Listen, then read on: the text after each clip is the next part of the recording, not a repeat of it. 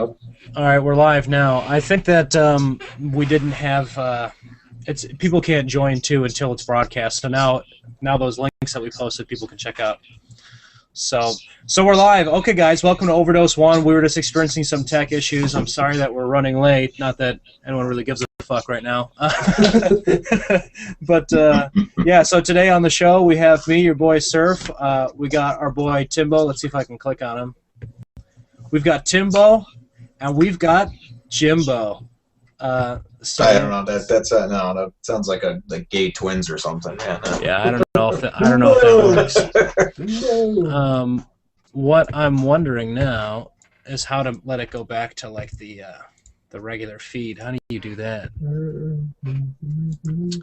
Okay, so while I'm figuring this out, why don't we start with Walking Dead season finale? What'd you guys think? Yeah. Go first. Well, you know what? Listen, and I don't know. Tim, I know you're a fan of the comic books, which I have not had the benefit of reading. Joe, I know you're a benefit of finally breaking down and just kind of cramming and watching them all in a month period of time or whatever you did with Jamie, and then watching the last 5 or 6 episodes as they came.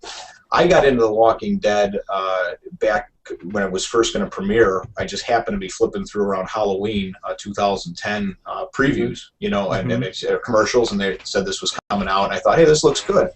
So Carrie and I and the kids, it's been like a family thing, and we've, agonizingly waited through, the first season was only 6 episodes. There was a long break, that was obviously a big letdown because it was so great. The second season dragged, and we felt like there was a lot of unrealized potential, I felt like they wasted a lot of time in there.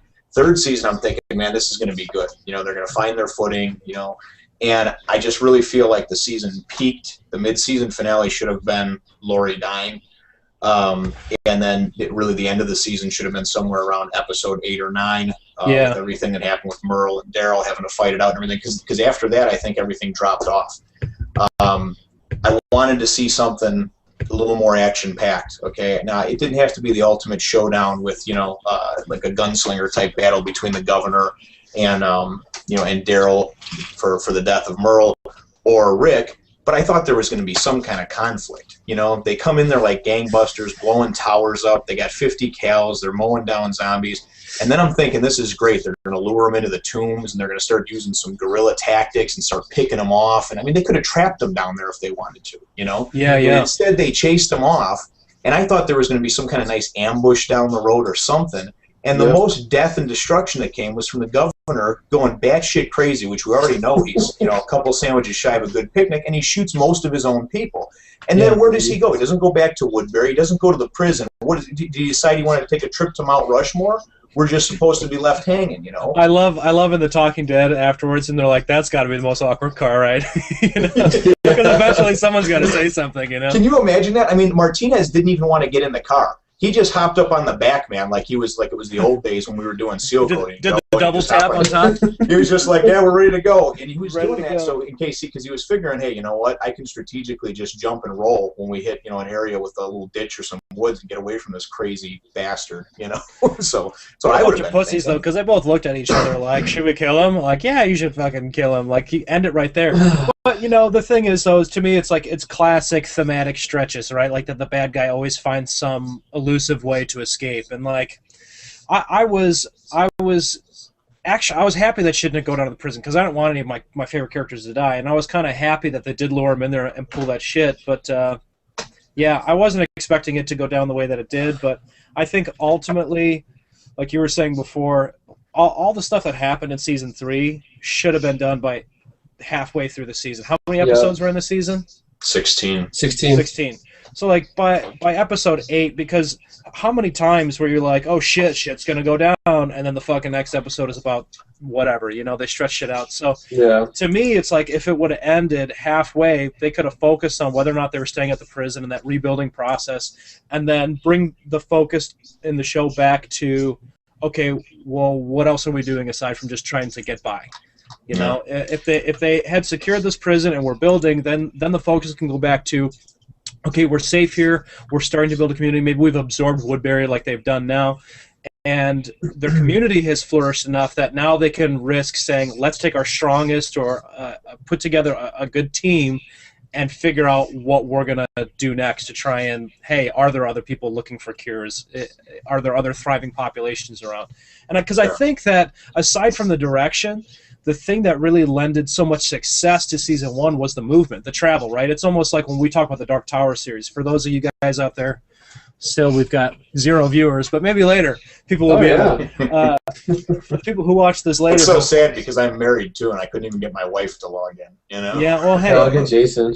I talked to Jamie about that the other day. I was like, you're the one person who's not subscribed to my channel, and you're married to me. But yeah, like the Dark Tower series, like my favorite books were the ones with a lot of movement, a lot of travel, and I think it's the same thing for the show. It needs movement, it needs travel. Yeah, I agree on that front, but mainly my big thing is I think that they lost too much too early. You know what I mean? The first episode was real badass. I didn't really like that they had skipped over the winter, the 6-7 months or whatever, but it was nice to see that Carl had grown, from a whiny little bitch that just basically, was always disappearing and causing trouble and angst into a valuable member of the group. And I liked that episode. They were clearing the yard, getting into the prison. The second episode was a little more of that stuff. Herschel had gotten bit, got the leg chopped off, didn't know if he was going to live or die. Third episode then went and turned to Woodbury, and I thought that was a mistake. It was all Woodbury, And then you come back from that episode and come to the fourth episode, and you come to find out that the one cold, heartless thing that Rick did, because he was always an above-board type of guy, giving people the benefit of the doubt, the one cold-hearted thing he did was go and let that Andrew, or whatever, the one inmate, he let him go, and when he chased him down and had a chance to shoot him, he did the cold-hearted thing that Merle or Shane would have did, and he locked him in the yard figuring the zombies will get him. He sentenced him to what he thought was going to be a brutal death, right? Well, ultimately, it came back and bit him in the ass, because then you go to the Woodbury episode, and then the fourth episode, all of a sudden, you're just like, are you kidding me? You killed the only black guy on the show, T-Dog, right? And it was just, you had just started to like the guy in that episode. I hate that.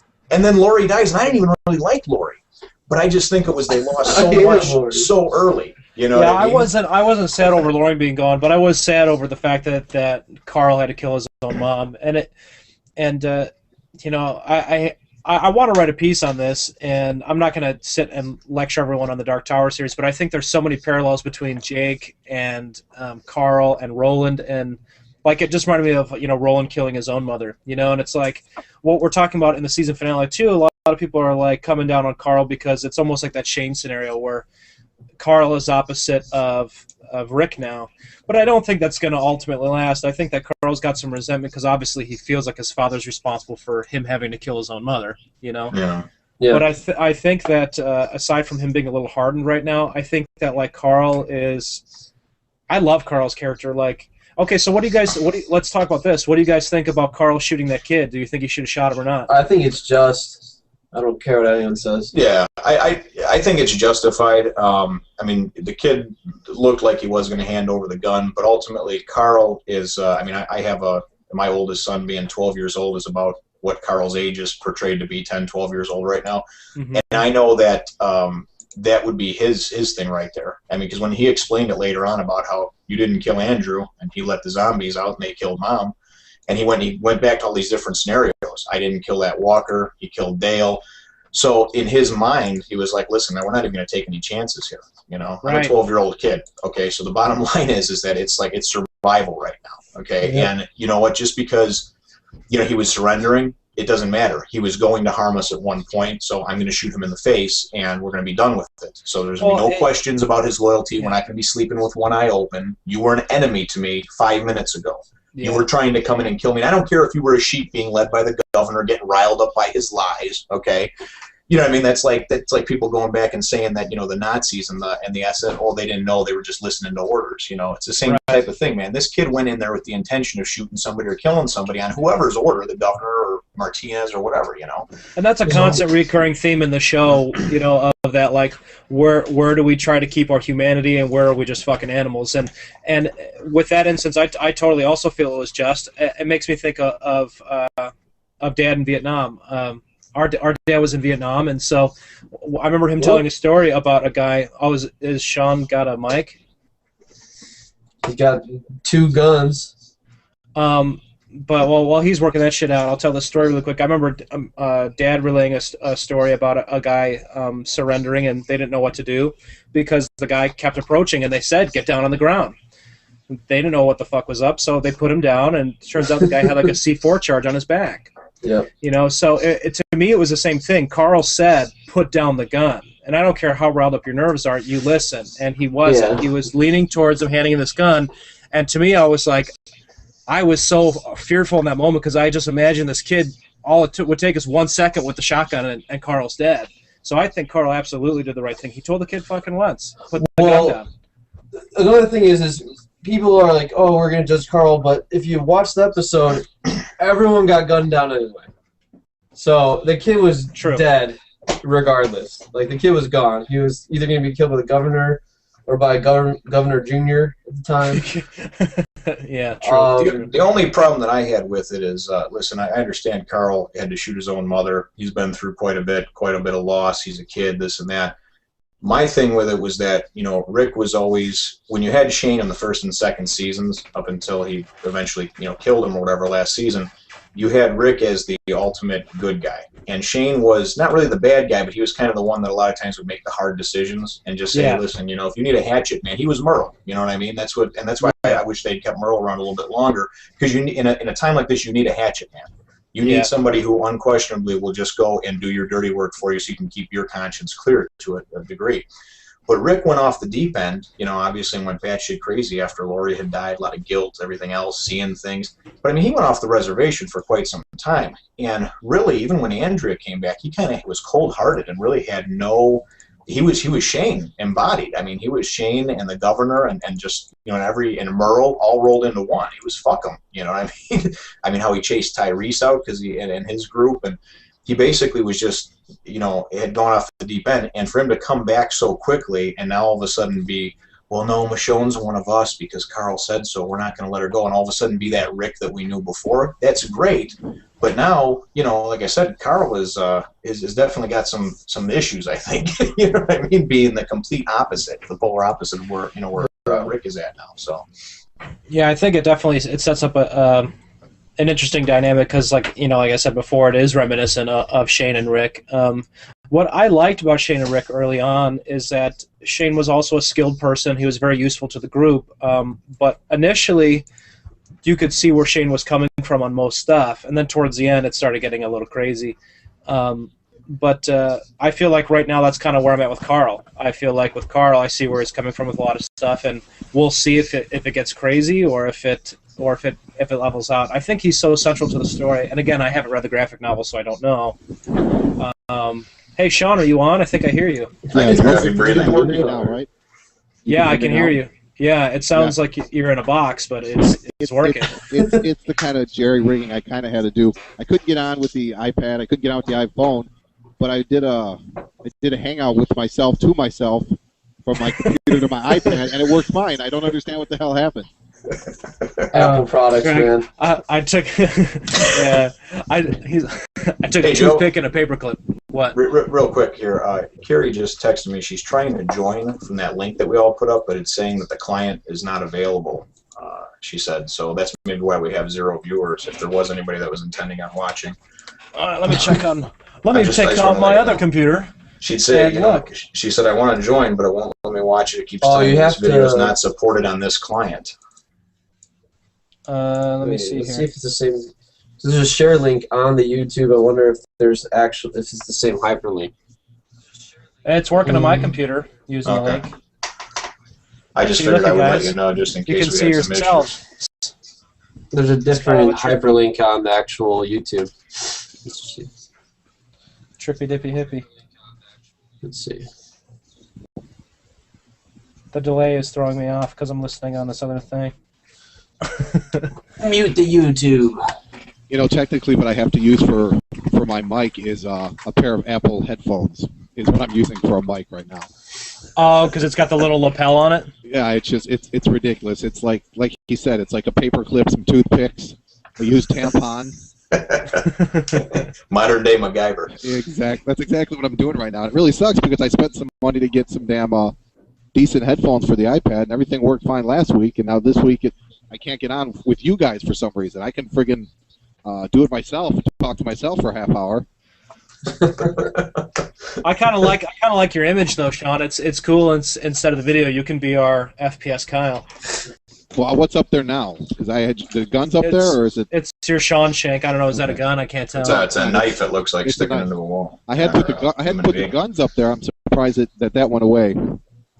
For those of you who don't know, Sean is a hardcore black gangster rapper.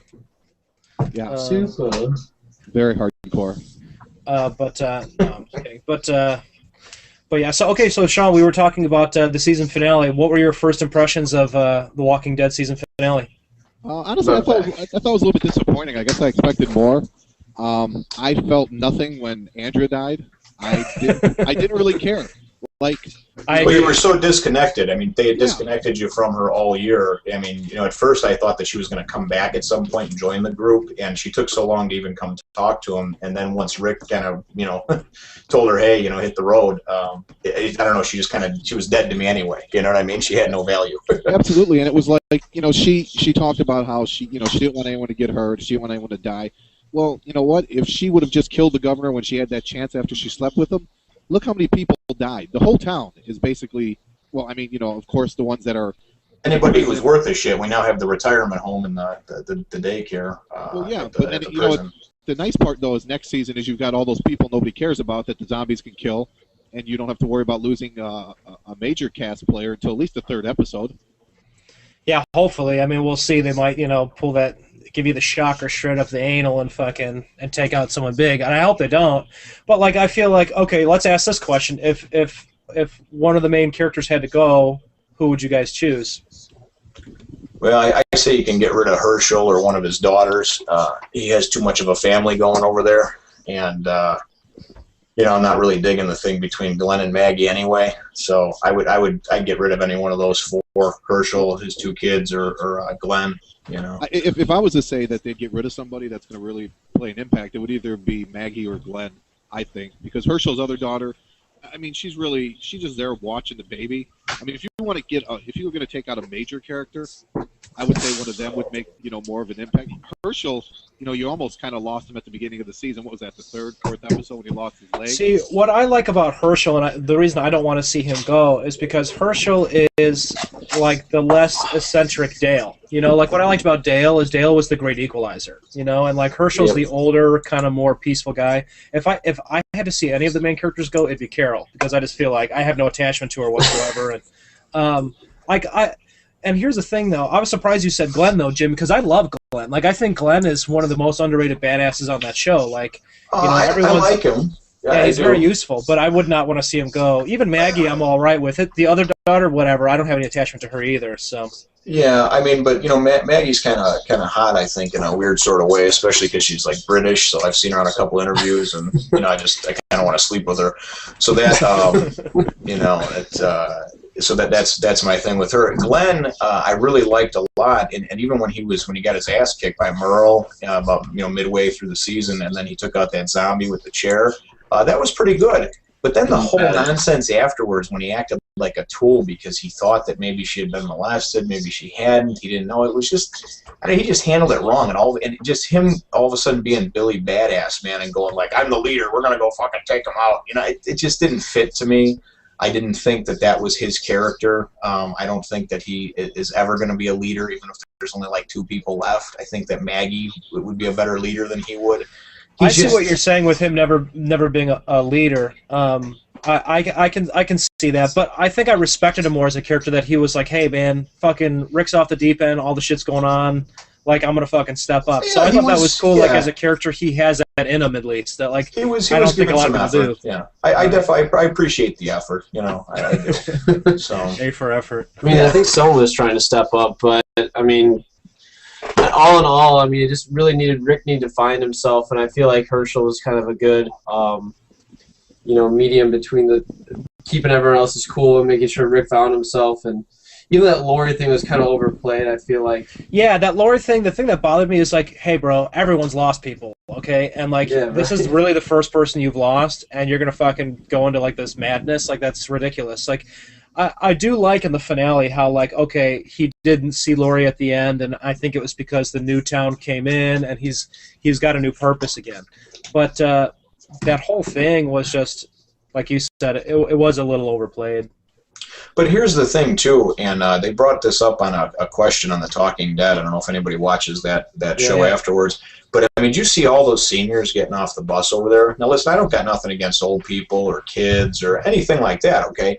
But they brought up a good point. What if one of them people dies in their sleep, turns, and gets up and just frickin' starts biting people from within at like 2 in the morning in the cell block? You know what I mean? Like a hospice cell block, separate hospice cell block. Yeah, that's what you're going to have to do. Like, if you're 70 or you're older, you know, or if you've had, I mean, you got a questionnaire. You sleep by yourself in a locked cell. That's the fucking risk of heart disease, whatever. Hey, listen, no offense, buddy, but we're going to put you in a thing. You know, COPD. Like if my dad was there, we would put him in a cell, you know, just to make sure, just to be on the safe side. I mean, you can get up in the morning, you know what I mean, and walk around and stuff, but at night, I'm sorry, you got to be confined because. You know, it's bad enough having to watch the threat from, you know, from outside. A little wristband, dad wrist. But that's the problem, is that they didn't really get anybody worthwhile in that whole deal. They really just got about 30 or 40 more mouths to feed, and they have a school bus or a prison bus or whatever kind of bus that was, you know. So well, I think it's kind of early and hard to tell because you just do get that glancing shot. And, like, I think it's a lot of stuff, like, it sounds funny, but I was just watching, I just started watching the show Lost. I know I'm, like, several years behind on this, but, like, one of the things they do in that show cleverly is, okay, they keep repeating this number, there's like 43 survivors and everything, but there's only like 10 people that you constantly see, so they can fucking put anybody in for those other 30, and I have a feeling that with these extras, it might be the same thing, you know, it might be like... They're going to cycle them in for filler people to get killed, filler people in an episode or two. You know? I doubt that they would bring in that whole group to have no one useful come in. I mean, from what I understand, just from watching The Talking Dead, Tyrese plays a really big, or is it Tyrone or Tyrese? Yeah, Tyrese. I heard he plays a really big part. So even if for that alone, it might change the dynamic enough that you can excuse the rest of the shit.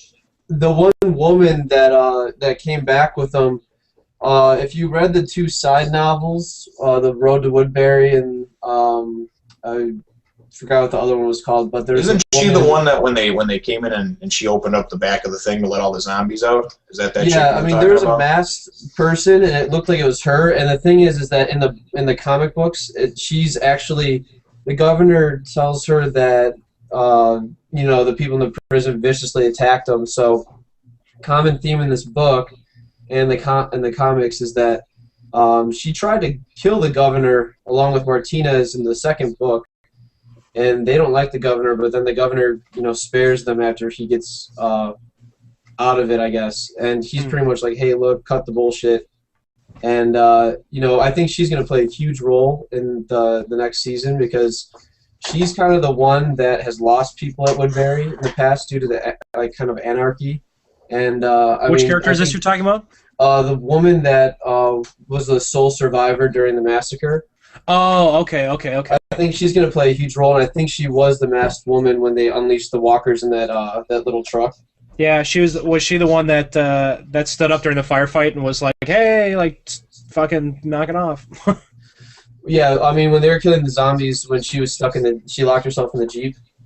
Right. She was the one that, when there's the first initial massacre, she was the one in front, like, hey, look, like, what are you doing? And then somehow she was in front, and they gunned everyone but her down, even though she was, like, right at point-blank range. But, yeah, she's the one that was laying under that guy, too, when the governor was about to shoot. But I think she's going to play a huge role, along with the guy from that one episode when they visit the town again. He's going to play a huge role in the next season. I think he'll get back on his rocker and come. Okay. Yeah, I like that character, and you know, I really. He's supposed to get it on with Michonne if it's following the comics. I just think of the whole thing. I think now there's some younger kids there for Carl to play, so maybe he can get laid, and lose that attitude. Lose that attitude. Yeah, Carl needs to get laid. That's what he fucking needs. He needs a stiff drink and a blowjob. He just needs to get the baby bat out of the brain because all he can think about is shooting people now. You know, so. Yeah. I don't know, man. I'm just in love with that. I don't think he has bloodlust. I don't think that.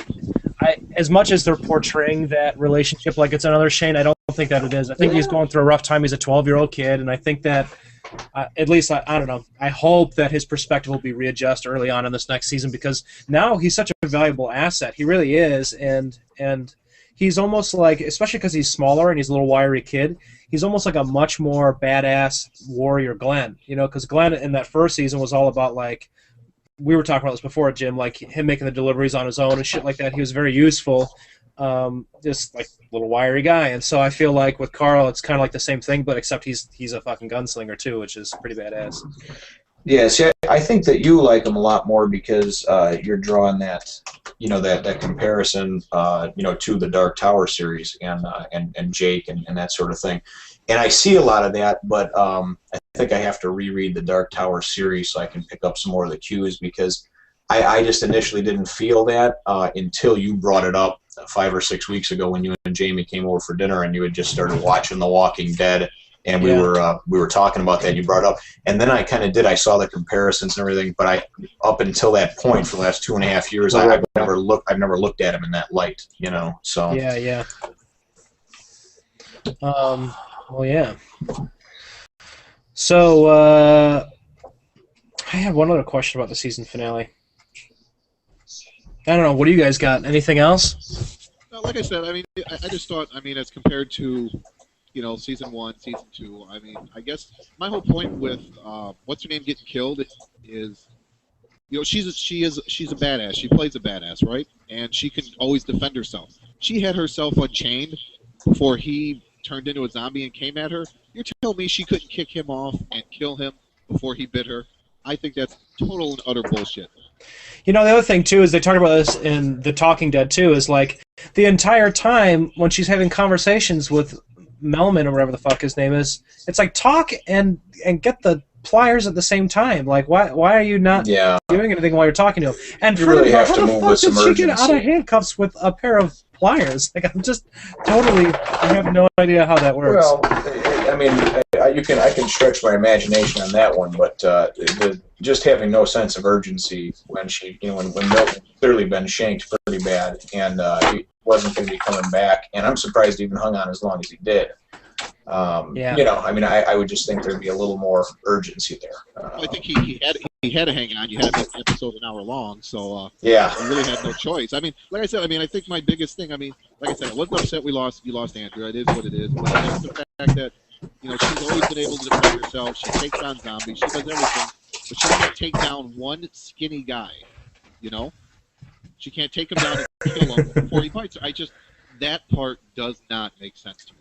Well, especially because all season long, I mean, not only did she have the 7 months of lesbian love and fun with Michonne or whatever they had going on, moving from place to place and everything like that.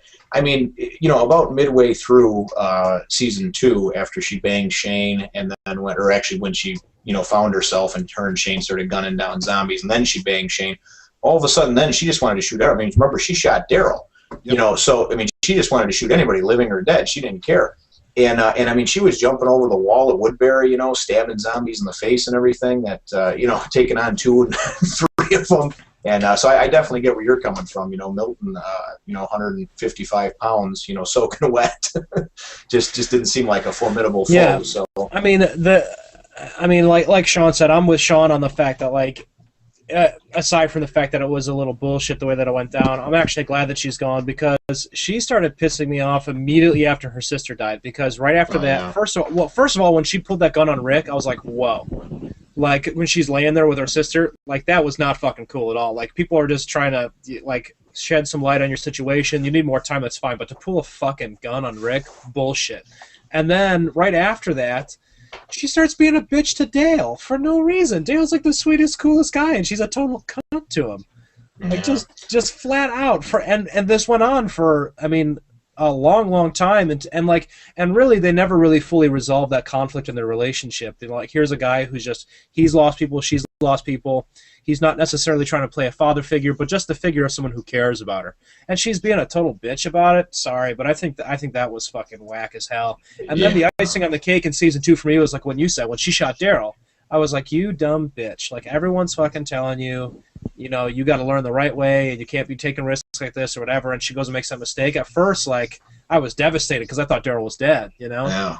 But, well, and just the scene with Lori too, you know, when they're in the kitchen and she's just like, oh yeah, you know, I don't need to help out like washing or doing any of that type of stuff. And it's like, listen, man, it isn't like it's women's work. It's like, listen, we're all trying to help each other over here. And when did you all of a sudden just make yourself like the team sniper and lookout? You know what I mean? Because you went to the shooting range once. Yeah, that shit doesn't happen, you know. And because you and Shane took out like half of a suburban complex, you know what I mean? While you had the adrenaline flowing and you know you had zombies rushing at you, that doesn't all of a sudden make you, you know, just the leader of the group, or you don't just give yourself that position. You know what I mean? Well, right. She was trying to stand shoulder to shoulder with the other gunslingers in the group, and she just I think the transition from her being a non-shooting person to a gunslinger was way too short. I felt like, and maybe I'm a little bit biased too because you know a few weeks ago I got to shoot a gun for the first time, and it's like, dude, you know, I got to shoot some pretty high-tech shit with scopes, and it's like even with that stuff, it goes to show you like. Marksmanship is a really tricky thing. Like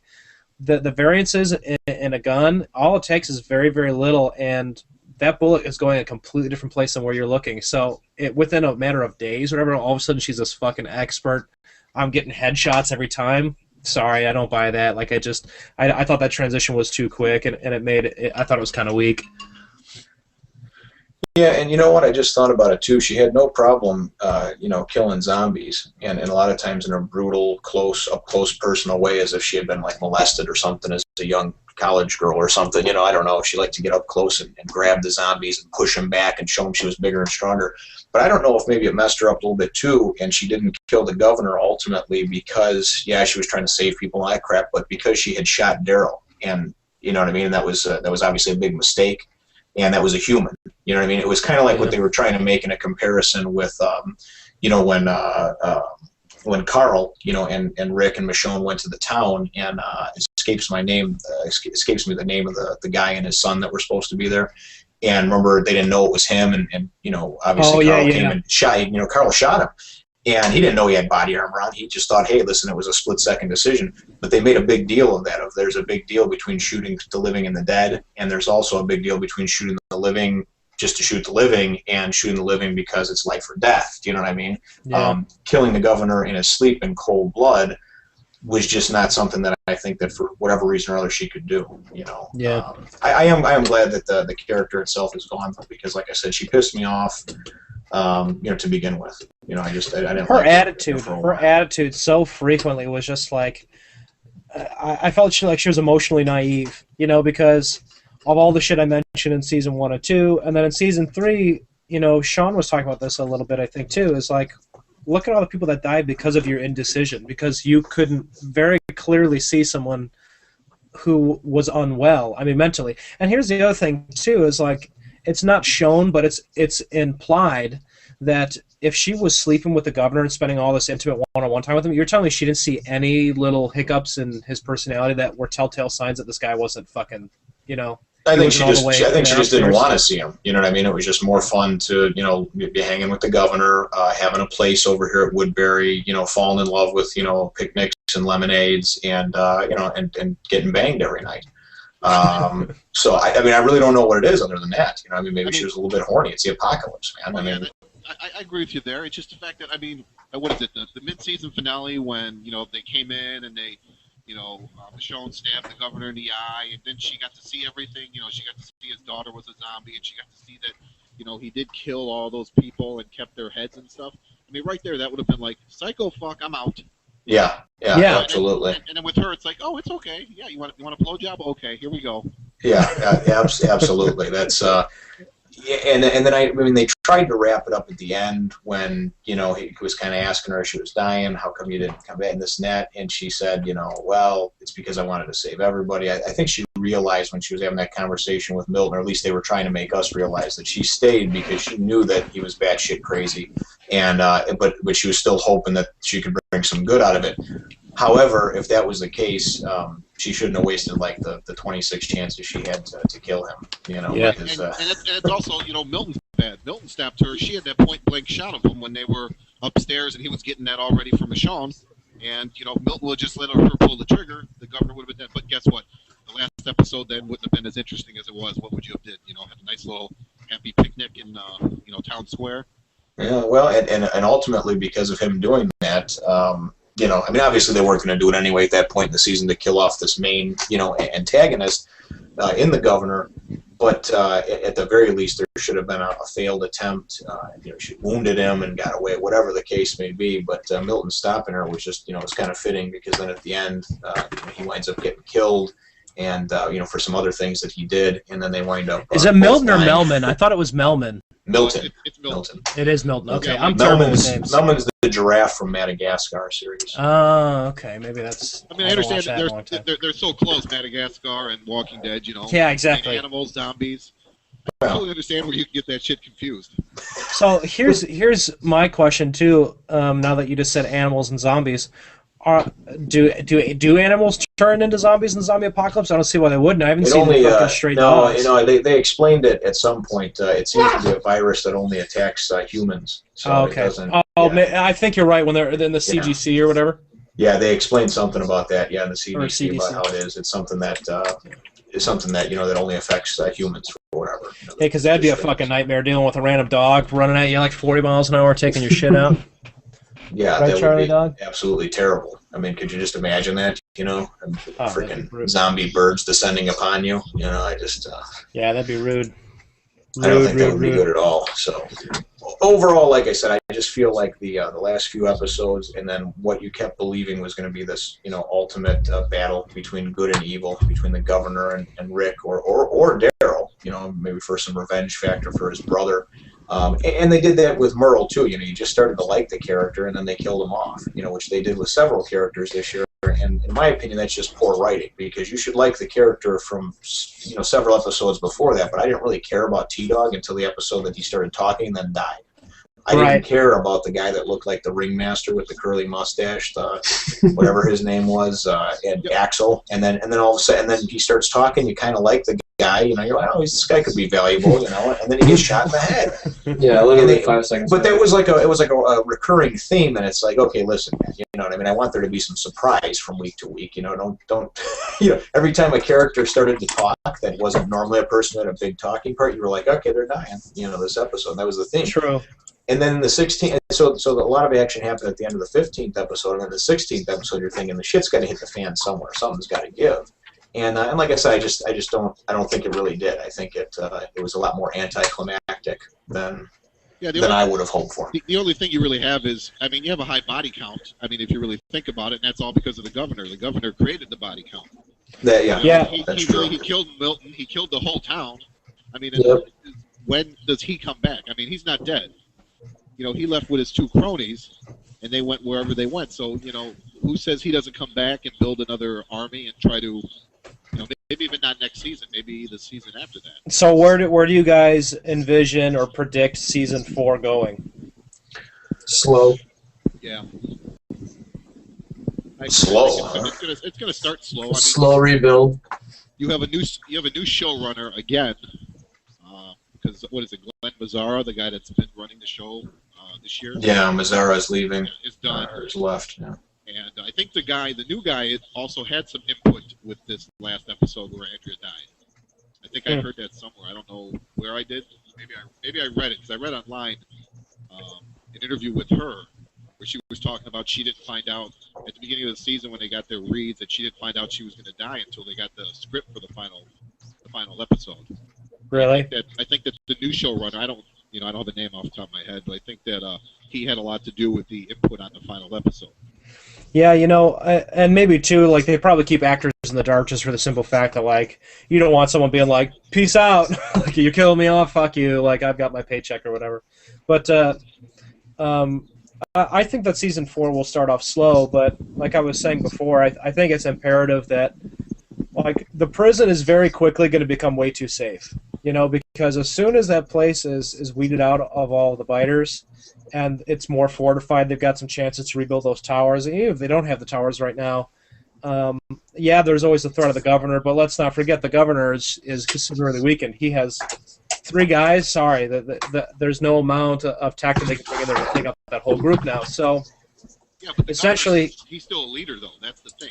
True, he's still a leader. People follow leaders, and that's what people are looking for right now. There's so few people around that they're looking for someone to lead them and help them live. I agree, but I feel like he's not an immediate threat because it's still going to take time for him to go gather new people, make them buy his particular brand of bullshit, and then also what can convince them enough to join him in this campaign to take over this prison. So I feel like the prison's going to become too safe too quick, and that they have to figure out a form of movement, whether it's sending out smaller groups to scout other areas. And I'm wondering too if and I forget his name, the black guy, if he's going to play a role because Tyrese. Not Tyrese, the other black guy who's taken over basically that whole suburban town. What's his name? He's got Clear written everywhere, you know? Oh, that I forget his name. Yeah. What is his name now? That bothers me. That's the one from the first episode you're talking about, right? Guy from the first episode, first season. Yeah. And I think he's a little crazy. He's a little out there now, but yeah. Okay, wait. So here's a question that popped into my head, and I've often talked to Jamie about this. For those of you watching, which is 2 people. I got Jason to join. Oh, cool. Okay, well, I don't need to explain to Jason that Jamie's my wife. But anyways, my wife and I have talked about this a lot. What would your strategy be if you were in the zombie apocalypse in terms of like what you would want to take over? I'll start with this, okay? For me, I would absolutely probably start the same way, and we don't know his name, the black guy. You start with a house in like a suburban neighborhood or potentially somewhere with a little bit lower population than like a fucking city. And as you fortify a house, then you branch out to 2 houses and then a block and so on and so forth. And that's how I would run it. What would be your guys' ideal building or territory to hold down? I would overtake the local strip club. Just because you have all those hookers there, and you can always sacrifice them because they don't mean dick. No, I mean I kind of agree. It's kind of the same thing. Is that you kind of build small and kind of fortify. I mean, you saw the arms he had there and all the ammo and the guns and everything. Yeah. I mean, it's just him. I mean, my whole point is I wouldn't want to be alone because you're always going to need someone to watch your back because you do need to sleep and you can't sleep with one eye open. Yeah, and you don't want to become, Tom Hanks from Castaway, talking to a fucking volleyball or something. You know what I mean? I just googled his name. It is Morgan in the show. Morgan. It is Morgan. I like He's that. a badass. Morgan. All right, Yeah, so think like Morgan Morgan. Freeman. That's all I'll remember him. There we go. I'll remember That as really well. good character in Jericho that isn't in The Walking Dead that much. If you watch Jericho. I haven't watched Jericho. Is it good? That's actually what I was going to bring up. If you guys like The Walking Dead and you have Netflix and you have no post-apocalyptic shows in between these 2 seasons, I would definitely take a look. Jericho has a really long first season.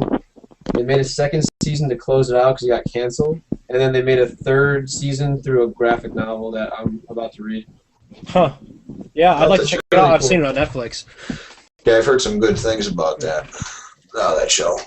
They have, All right. The main character is the guy from Scream, one of the guys, and then Morgan's in there, and they got some other good characters in there too.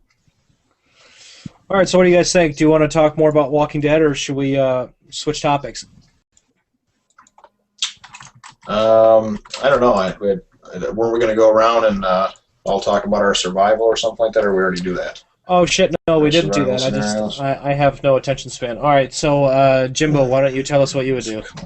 My thought would be, and I played the episodic game over the summer by Telltale Games, The Walking Dead, and I kind of had agreed with their whole theory, and I would try to get to the East Coast somewhere, and try to get to an island. Because I'm assuming that zombies probably aren't going to get in boats and come over there. I'm assuming that they're not going to swim. And if you can get to an island, and I'm talking one of those smaller ones that can only be reached by boat, or if there is a bridge to it, I mean, you can blow up the bridge, right?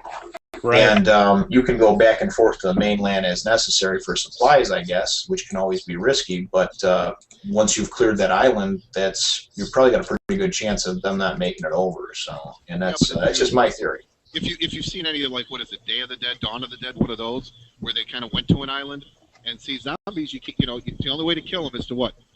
You got to destroy the brain, right? So they can go in the water. They're not going to drown. Yeah. They can just keep going and going, and you'll never know. And all of a sudden, you wake up one day, bam. True, but I mean, when you think about I guess it depends on where you go. If you're able to get to a place far enough away, so let's not talk about the Caribbeans, right? Because those are all so close to one another. But like Hawaii, if you look at Hawaii on a map, it's out in the middle of the fucking ocean. Australia, out in the middle of the fucking ocean. Australia is huge, but I'm talking even one of the small islands off in North Carolina, a couple miles out. I mean, I don't know. I think I'd be a lot less fearful of a zombie going and walking underwater in the ocean and just, you know, just randomly floating on shore. I agree. I feel like it decreases the chances significantly. But I could see where Sean's coming from too, because then imagine you are in Hawaii or Fiji or whatever, and now 10 years have gone by, and for some reason these zombies aren't fucking dead, or enough of them have fed, and some of them just start floating up one day, and you're not expecting it. You know, you're just chilling out. All of a sudden you've got a fucking, you know, it's Normandy Beach all over. I guess it'd give you more time to build a wall. True. Or set some sort of traps or something like that. I don't know. You know, it doesn't mean it's right. There's a wall around where you sleep. So no, but I think that probably is the most solid long-term plan would be an island. What about you, Tim? What would be your strategy? Well, saying that I did read the Zombie Survival Guide by Max Brooks, I'd probably have to say they've stated that any place that has a full enclosure, they said that you know, islands do work, but it has to be something that you can self-sustain yourself with. So it really depends. Islands can work, but they also said that zombies can walk in water, and so they'll like sink to the bottom. They'll just walk aimlessly, and then they'll just sprout up. So just eating random fish and algae as it comes by. Oh, whatever. And then you know, I think the best thing would probably be to find like a well-stored mansion or like an upscale place that has security already completely around it. Yeah, that'd probably be the best thing. You know, going back to that island idea, though, and the reason why I still think it's the best is even if, let's say, like all of the world population of zombies somehow ended up in the oceans, think about all the predators and sharks and things that would just eviscerate them to the point where they couldn't move. But then also, like, today, with all of our technology, they say less than 7% of our oceans are explored to the point where they can be said that they're known. You know, so when you think about trenches and just geography and currents and just the sheer magnitude, I mean, what is it, 70% of the earth is water? I don't think if they ended up in the water you have any real potential risk if you're on an island of them catching up to you. That's because we really have a potential risk of zombies anyway, so. Well, it's funny because like I've read about shit with like superflus, and they say like if there was like a neurochemist or someone like bent on destruction, like there are superflus that can be created that just, I mean, think about like even just this past year where it wasn't the swine flu, but this was, in terms of breakout, they called this past year, this flu, whatever it was, H1N3, an epidemic. Like it was pretty bad this year. Like almost everyone I know at some point got that shit. I didn't, thank God, but neither did I. But it goes to show, man, like, if somebody with the know-how really wanted to fuck some shit up, and maybe it wouldn't turn you into a zombie, but it's still, I mean, you know, world extinction, you know? The extinction of our species. Okay, all right, well then let's move on to another topic. You guys want to talk about Bioshock Infinite? Absolutely. No. Well, Tim doesn't have it. Sean, have you played I want it? to rent it. You guys have to convince me right now to rent it. I do not have it, and I'm going to say if I've considered it, and if I was going to get it, I'd get it. I know you guys are big Xbox, but you get a PlayStation 3, they give you Bioshock 1 for free.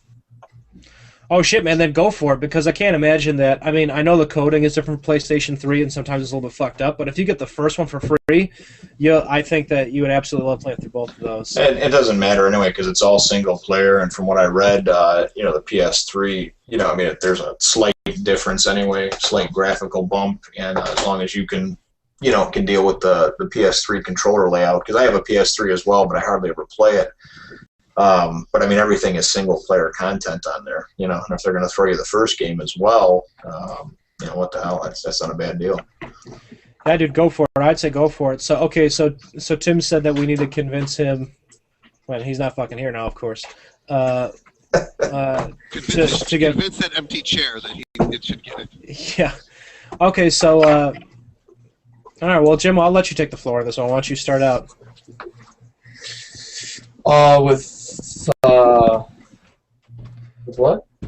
Oh, I said Jim with a J. Oh, I thought you said Tim. I was like, oh. I've got the Mississippi mushmouth right now. That's fine. What am I doing?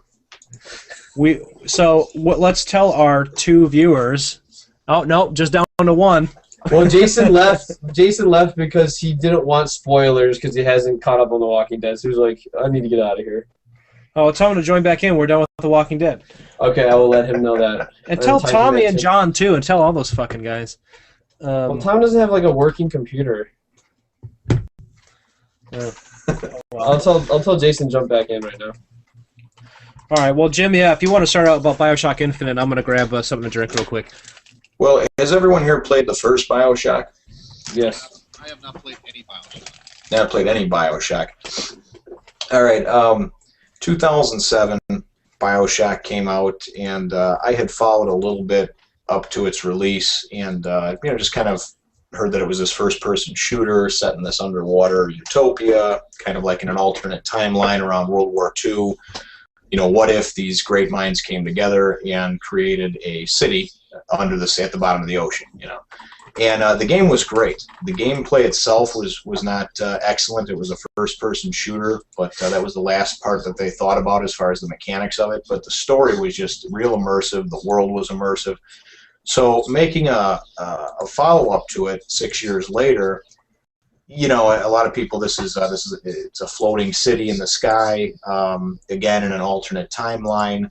It's supposed to have no real connection to the first Bioshock, just in name only, and everybody just kind of said, hey, it's going to be Bioshock in the sky, And there's a lot of nods to the first game if you played it, just with some of the sounds and some of the things like that. But overall, what they did is they gave you this really cool immersive story, this great world like they did in the first one. But then they fine-tuned all the mechanics to make it a really great first-person shooter as well. So so it's a ton of fun, as far as if you want to kind of just rush through it and treat it as like a Call of Duty or one of those type of games, you can just run through and just blast everybody you see. A lot of cool different things you can do with that. A lot of different weapons. You have these things called vigors, which are basically you more or less drink this tonic and it infuses you with like a magic spell. You can shock enemies. You can possess them, get them to fight for you. There's a number of them, that you can use. And but then the story is great too. It's all single player. There's no multiplayer component to it at all. There's no co-op. It was designed from the ground up to be a great single player experience. And it is. I mean, I wound up playing it every day from when it came out, and finished it on Easter Sunday. And I don't know, I probably put 15 to 20 hours in, so I definitely got my money's worth. And just overall, a real great game. I mean, if you're a fan of first-person shooters, story-driven games, or just video games in general, I mean, it's really something that you shouldn't miss. You should pick it up. So here's the thing about Bioshock for me that I love is, like, first of all, I'm by nature a campaign guy, but like over the past few years, I've lost touch with campaigns, mainly I think because of my exposure to Call of Duty and enjoying online stuff. But I like campaigns, and Sean, I know you like campaigns too. But Bioshock manages to me, it manages to be completely different than any other game, not only in its category, but just in general. Like, it's just one of those games that the world is so immersive that in and of itself, it makes it cool. It's the same reason why I like Grand Theft Autos, is because it's like this whole experience of being in this real world that when you're there, and Bioshock does it in a really quirky way, and I like that about it. But Bioshock Infinite, like, I guess there's not a ton I have to say on the subject because you guys haven't played. I thought that Sean might have, but I just remember now. Last time we talked, I think you mentioned that you hadn't played it yet. But yeah, it's definitely worth it, man. If you're looking for a new way to kind of mix up your shooter experience. And I think you'll like it too, Sean, because you like Borderlands. And Borderlands is different, and Bioshock is different in that, like, it's not a loot fest. It's a lot more like conservation style play. At least the first one is. The third one, they're pretty good with ammo and shit like that. The first one, though, it's definitely like you make your clip count because you don't know when you're gonna get ammo again. But you've got these fucking magical powers and shit, so it really balances out.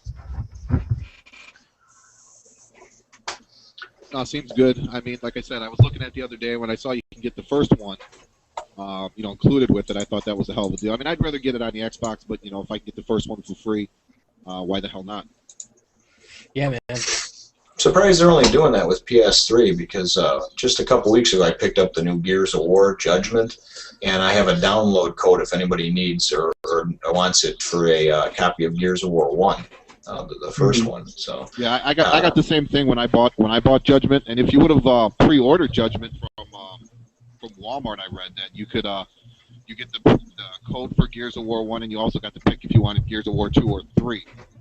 Oh, see, that's pretty cool then. Wow. Yeah, that's definitely not too bad. I still have the first 3. I'm a pack rat. I have 3 kids, and 12, 6, and then the little guy who's just over a year old. But You should probably learn their names. What's that? I say you should probably learn their names.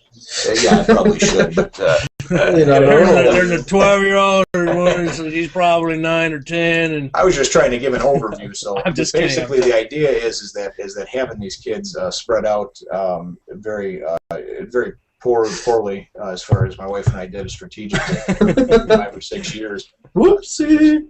Yeah, it's terrible. I've got a teenager, or I have a teenager by October. I've got that kid in the middle that's, he's learning a lot. He's still, real fun kindergartner. And then I've got the one that's just learning how to walk, and he just runs into everything.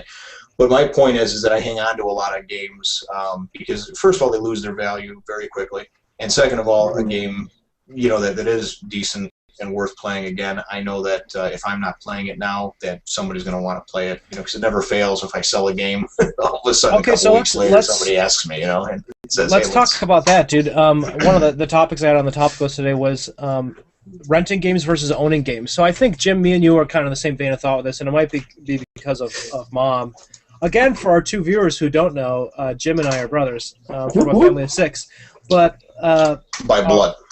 But yeah, and only by that do we communicate. No, but our mom was a huge reader, and our downstairs, an entire wall was just like a library. It was just a gigantic bookshelf filled with books, and the funny thing is, I remember my mom every few months cycling through and giving away sometimes hundreds of books, and only for the shelf to get filled again because she read quite a lot.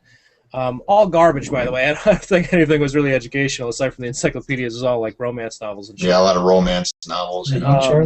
His purple-headed warrior, and all that type of stuff. But no, I'm just teasing. I think she Softcore read porn. some good stuff too. But softcore porn. Softcore porn, romantic novels, and then she eventually got the a religious romance kick, novels. And she was like that with videos too. We used to go to the video store and rent all these videos, and then she would before you had like the dual VHS players where you could record VHSs and shit. She found a way to rig shit and tape the tapes and like. You just plug one VCR into another VCR with the AV cables, and you just hit play on one and record on the other one with a blank tape.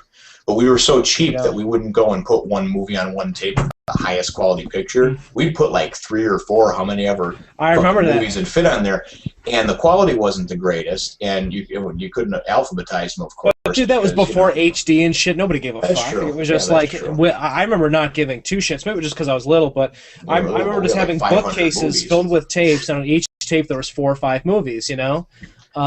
And no alphabetical order, so no rhyme or reason to it. Was because the way they were made was too. I'm sorry, I'm getting long-winded on this. The way they were made too was just whatever we rented that night, because then Mom had to tape this shit before we gave it back. Remember after we'd watch like movies over the weekend, like on Sunday or whatever it was, so, like all day you couldn't fucking watch TV because she was recording the movies that we just watched. You'd have like Goonies, Xanadu, and like Dirty Harry. On one thing, and you're just like, and you have no idea because you can't alphabetize those 3 because they're on one. Tango and Cash, the Power Rangers movie, and like I don't know, fucking Ozzy Osbourne live at Red Rocks. It was like just a really weird combo. But anyways, we always owned stuff in the house, and so Mom had always made it a point that she liked to own her books and she didn't like to rent them. And I guess I just kind of absorbed that because I'm the same way with video games. Like I don't like to rent video games. I like to own them. And like even for a long time, I didn't even trade them in, and still a lot of times I'm hesitant about it. But the last few times I've only traded them in because I needed money to get more games. I'm like a fucking heroin addict. But yeah, so I know that's how I feel with it. But now here's the interesting thing, Tim. You're just the opposite, right? You rent games all the time. Well, it really depends. I mean, I used to buy games for their worth, and then I guess once I did more multiplayer, and once this Xbox Live craze came, and everyone's either online or Netflix, no one's really off their Xbox for too long, maybe a day or two. But I mean, once that multiplayer kind of caught on, and Call of Duty after the fourth one kind of took shape, and was it Halo Reach really is when it started to go off for Halos. But I mean, after doing I bought my games for a little bit, and then I did GameFly, and then GameFly I felt like it was a chore, so then I returned that, and I noticed Redbox was doing the renting thing, and nowadays it's like the only way for me to truly enjoy a game is for it to have a killer story, which is like really rare, for it to have a single-player killer story, have a good co-op campaign, and then convince all my friends to actually buy this game, which is very rare, other than Borderlands that kind of caught on. But I mean, like for example, you and Jim got Bioshock Infinite. I still rent it just because there's really no multiplayer value. And the thing is I mean, as long as there's a co-op campaign or some kind of multiplayer, that's when I truly find that it's worth a purchase. Unless the campaign is that spectacular. So I mean, I think for Bioshock in particular, the campaign is that spectacular, but it just depends if you're like an achievement whore about certain things. Because you know how like we max out Borderlands, you might feel that way about Bioshock. I mean, I don't know. I think you really might like it. Well, oh, go ahead. I was just gonna say you just have to imagine like at the hype of I'm sorry, at the height of multiplayer, like where we are now, for a game company to intentionally release a game without multiplayer is, I wouldn't say it's ballsy, but it's definitely a very specific choice. So they must be pretty confident in their campaign, and for me personally, like, it delivers on it. I mean, I'm not all the way done with it. Jim's finished it, but I think, dude, if you liked the first one and the feel of it, you're going to love this one, because it's not just Bioshock 1 repackaged with different wallpaper like some people have said. Like, the fighting style in the game, yes, it feels like a Bioshock gameplay, but it's a completely different tactical style of play, dude. It's a really fucking cool deal. You'll really, really dig it, man. So, okay, do you want us to talk a little bit about the dynamic of the gameplay? Because it will reveal a piece of the story, but nothing significant. Do you want to? I mean, Sean, do you care? I mean, spoiler alert away, because I mean, I'm probably gonna rent it and try it out, and I mean, if there's anything to entice me. I won't tell you anything about the storyline. I'll describe some of the gameplay. What I'm talking about in terms of it making it interesting and unique is that it's basically a buddy shooter, but like your tag along, your computer person that is with you on all of your missions and shit isn't fucking useless and isn't annoying and doesn't just say stupid shit. You know how like tag-alongs in a lot of games, you have to protect them and their health, they're always dying and shit, and it's always like you can't focus on anything but trying to work out their shit. It's not like that in this at all. Like Elizabeth, this chick you're with, she's completely useful. You'll be like in the middle of battle and shit, and she'll be like, "You're low on health, motherfucker. Take some health." You press the button, like you catch the health and drink it, and you never have to protect her. She doesn't have health. Like she's always just rummaging in the corner, like looking for shit. It's great. It's really useful. But this other little thing has to do with basically using your environment and some of her capabilities, which I won't describe to you. But she's got some unique capabilities aside from just rummaging and finding you shit that completely change how you play the game. It's really, really interesting. So it definitely adds a strategic dynamic to every battle you get into. Yeah. And also it's worth mentioning, Tim, because I understand about the renting it and everything else, but just like pretty much every game that's coming out now, there's DLC, there is a season pass for it, and I don't know how they're going to, it's single-player story content. I don't know how viable it's going to be, how good it's going to be. I just know that it's one of those things where if you enjoy the story even half as much as I do, it's something that you would then want to come back to it for that DLC if it is in fact good. There's supposed to be 3 or 4 pieces that are gonna come out over the next 6 months. So that's kind of the industry's new way of saying, hey, don't rent it, don't buy it used. Pick it up day one new, and we're gonna give you some DLC. We're gonna give you some pieces that we took out of the game, and we're gonna sell them back to you at a later date.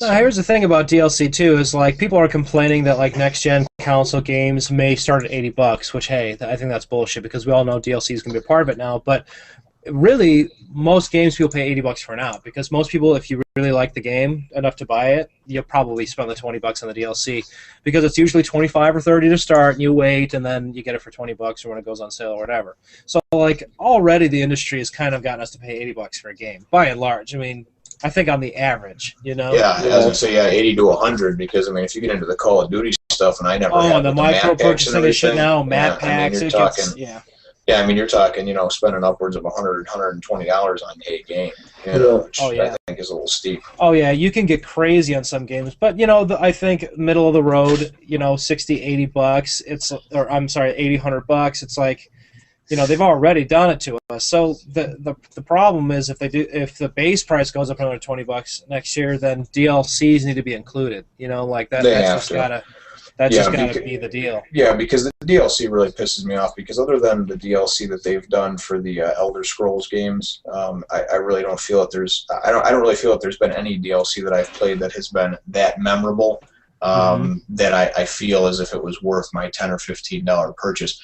And most of the time, too, when the DLC comes out, it's 2-3 months later. And I'm going to be honest with you, there's so much stuff coming out now, and I've got so much going on that I beat the game. I'm done with it. I don't want to go back to it. I don't want to, you know what I mean? It's like you're going to give me this hour of DLC that you should have gave to me to begin with anyway. So I'm already pissed off that I had to pay this extra money down the road.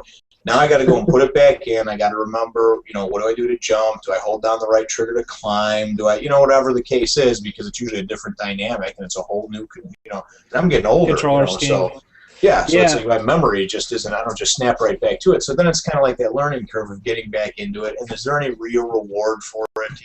It's not really. Well, it's also a ploy. I mean, that you get rushed, you have a deadline, and then all of a sudden it's like, well, excuse my French, but F it. We have a deadline. We're going to throw the game out, and then we're like, oh, we forgot this one level. Well, let's just make it a DLC and wrap it around and, advertise it as this awesome thing that's coming 3 months down the road, and then it's like, well, why wasn't that just a part of the story to begin with? I mean, you have a 7-hour game for $60, and you have a 2-hour DLC. Why don't you just make it, save those 3 DLCs, push it back, be a good company, and then shove out a good 15-hour game that people will truly appreciate. Well, and the thing is with the DLCs, I mean, you can put lipstick on a pig, man, but eventually it's going to come off. I mean, it's just garbage most of the time. And the other thing that pisses me off too is popping that brand new game in there and forcing me to download an update, a patch, right? Oh, I get it that you had to meet your deadline. I get it that you didn't completely test out and get all those bugs and glitches worked out. But here's the thing, Tim. Up until last year, Jimmy, my oldest, didn't have an Xbox Live account or internet connection on his Xbox. So you're telling me that if he plays the game on his console, he's going to miss out on some of the playlists, the features, whatever the things that you decided to put in there after the fact, and you shipped a partially broken game. Do you know what I mean? What kind of shit is that? Not everybody is hooked up, to the internet. Dude, I just got Xbox Live not too long ago, and Tim and same thing with you. So you I remember Tim laughing one time because that shouldn't have been. For sure, and a lot of them. I remember Tim coming to my house once, and he was like, "Holy shit!" Because I still had the original Xbox menu with like the big tabs on either side. Do you remember what I'm talking about? You never had like an you didn't have the new. You were like 2 interfaces behind. I just remember Tim. It's like 2011. Dashboard from 2008. Yeah. Yeah, and it's seriously. I think it was a dashboard from like 2008, 2006, whatever. I just remember Tim being like, "Holy shit, dude! It's like 2011. Like, how do you still have this?" And then I got Xbox Live, and then all changed. And I kind of miss the Xbox Live format before this one. Like, I agree that the new one is more organized now, but I don't know. I kind of liked the old one where it was just like the screens across and then the screens this way. It was just simple. Seemed cleaner. I kind of don't like any of them. They just irritate the shit out of me because every time I get used to one, they change it. And it's like, oh, we're coming out with this new update. It's like, listen, man, or Netflix. Netflix, oh, you want to go to kids Netflix, or you want to go to like the real? It's like, no, I'm not a kid. Like, I'm not just gonna watch SpongeBob all day. Come on. Yeah, you got to stop changing the interface on me over here. So listen, I'm not like an old person yet where I'm totally resistant to change. But it's I'm getting to the point where it's when I go and it always happens to be like because I get very little time to play as it is. I mean between having a wife and 3 kids and whatnot and the responsibilities that come with that. Sometimes I'm really excited about a game and I open up that game, man, and it just smells new, and I just went, I bought it because I'm a big boy now and I can afford any game if I want, right? And I come home, I put it in there, and all of a sudden I haven't had my Xbox on in a few days, and they decided to roll out one of these asinine dashboard updates, and they take like 15 minutes to go, and then it goes and it downloads it, and then it takes another like 15 minutes to apply it. Then it's got to completely restart my system, and mine takes longer to start anyway because I got the Kinect camera on there, and that's got to take about a minute to fuck around and look at the room and everything, So when all's said and done, half my, designated playing time is now gone with me staring at a bar that looks like it's never moving, Yeah. And so that bothers me a little bit. And that whole thing, it's even worse on the PlayStation. You go in, and like for me, that's where I run my Netflix on, is the PlayStation. And you go in at like 10:30 at night, you want to throw on Netflix, and all of a sudden, PlayStation Network needs update. By the time the shit updates, it's 11:30, and you fucking threw the thing through the window.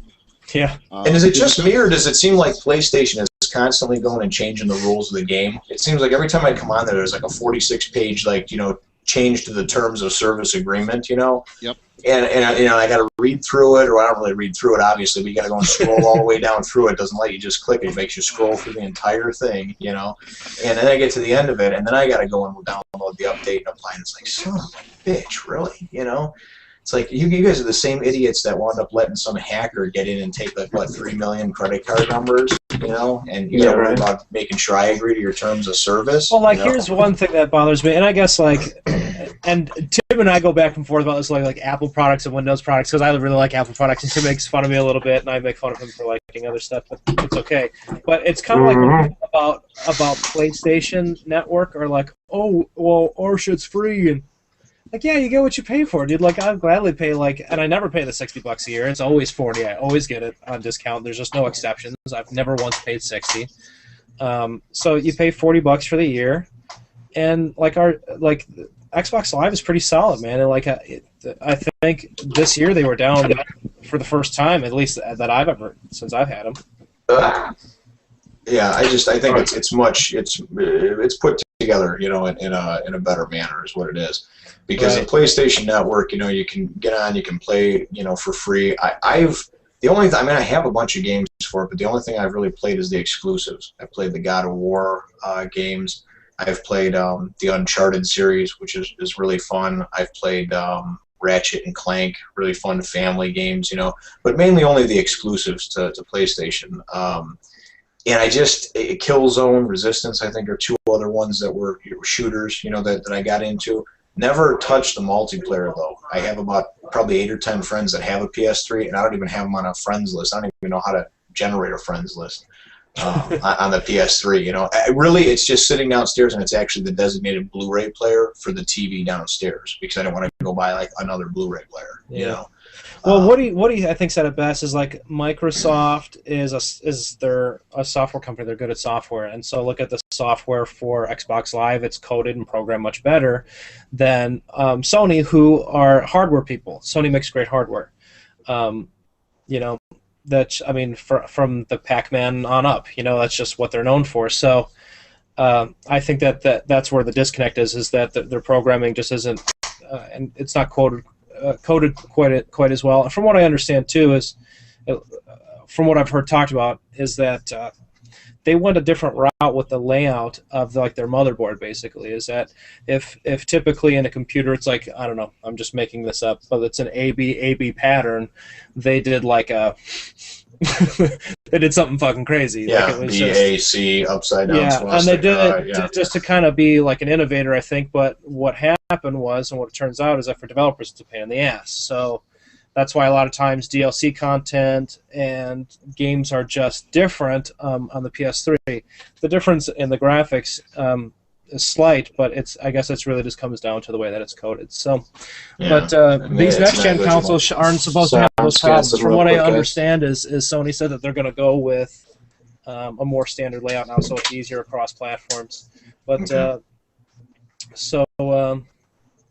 so yeah, and so okay. Well, we didn't hear from Sean about this. Sean, now back to the original topic. Do you like to own games or rent games? I like to own. Myself, I like to own, but for the if I'm gonna buy the kid something, I forgot what I just bought him. But if I'm buying him something, I'd rather buy it used. Yeah. I'm sorry, I don't see nothing like my kids shouldn't have the best, but it's that $60 for a game for a kid who's gonna enjoy it for, a day, 20 minutes. It's a little bit different. See, me, I'll take the time to play it, but, he goes in and out of what he wants and what he likes to play. And, $60, I mean, for that, I would rent it for him. If he likes it, I'd buy it for like $20. How old are your kids, Sean?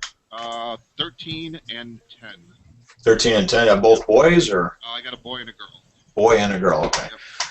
Yeah, I absolutely agree with you on that one, too, because fortunately many of the games that come out are games that I want to play as well. So first and foremost, I buy them for myself, but I do it under the guise of, I'm getting it for the kids. That's what I tell my wife. I say, Jimmy's really been looking forward to that. It's for the kids. But the thing is, and it irritates me, is that my 12-year-old, who's going to be 13 here this year in about 4 or 5 months, he, I don't know if it's just ADD or what, but he just does not complete anything he starts. He plays something for a day or two. He talks about it like it's God's gift. It's the best game ever, and then he just trails off and never actually finishes it. Well, I really think that's just being a kid. It's not. Okay. It's not. I don't think it's ADD.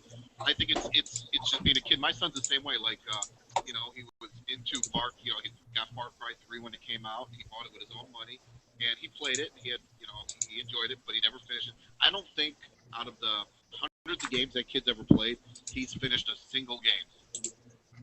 Okay, so that makes me feel a little better then, because I'm in my mid-30s now, so I come from an era when playing on Atari, Nintendo, most of the games were unbeatable.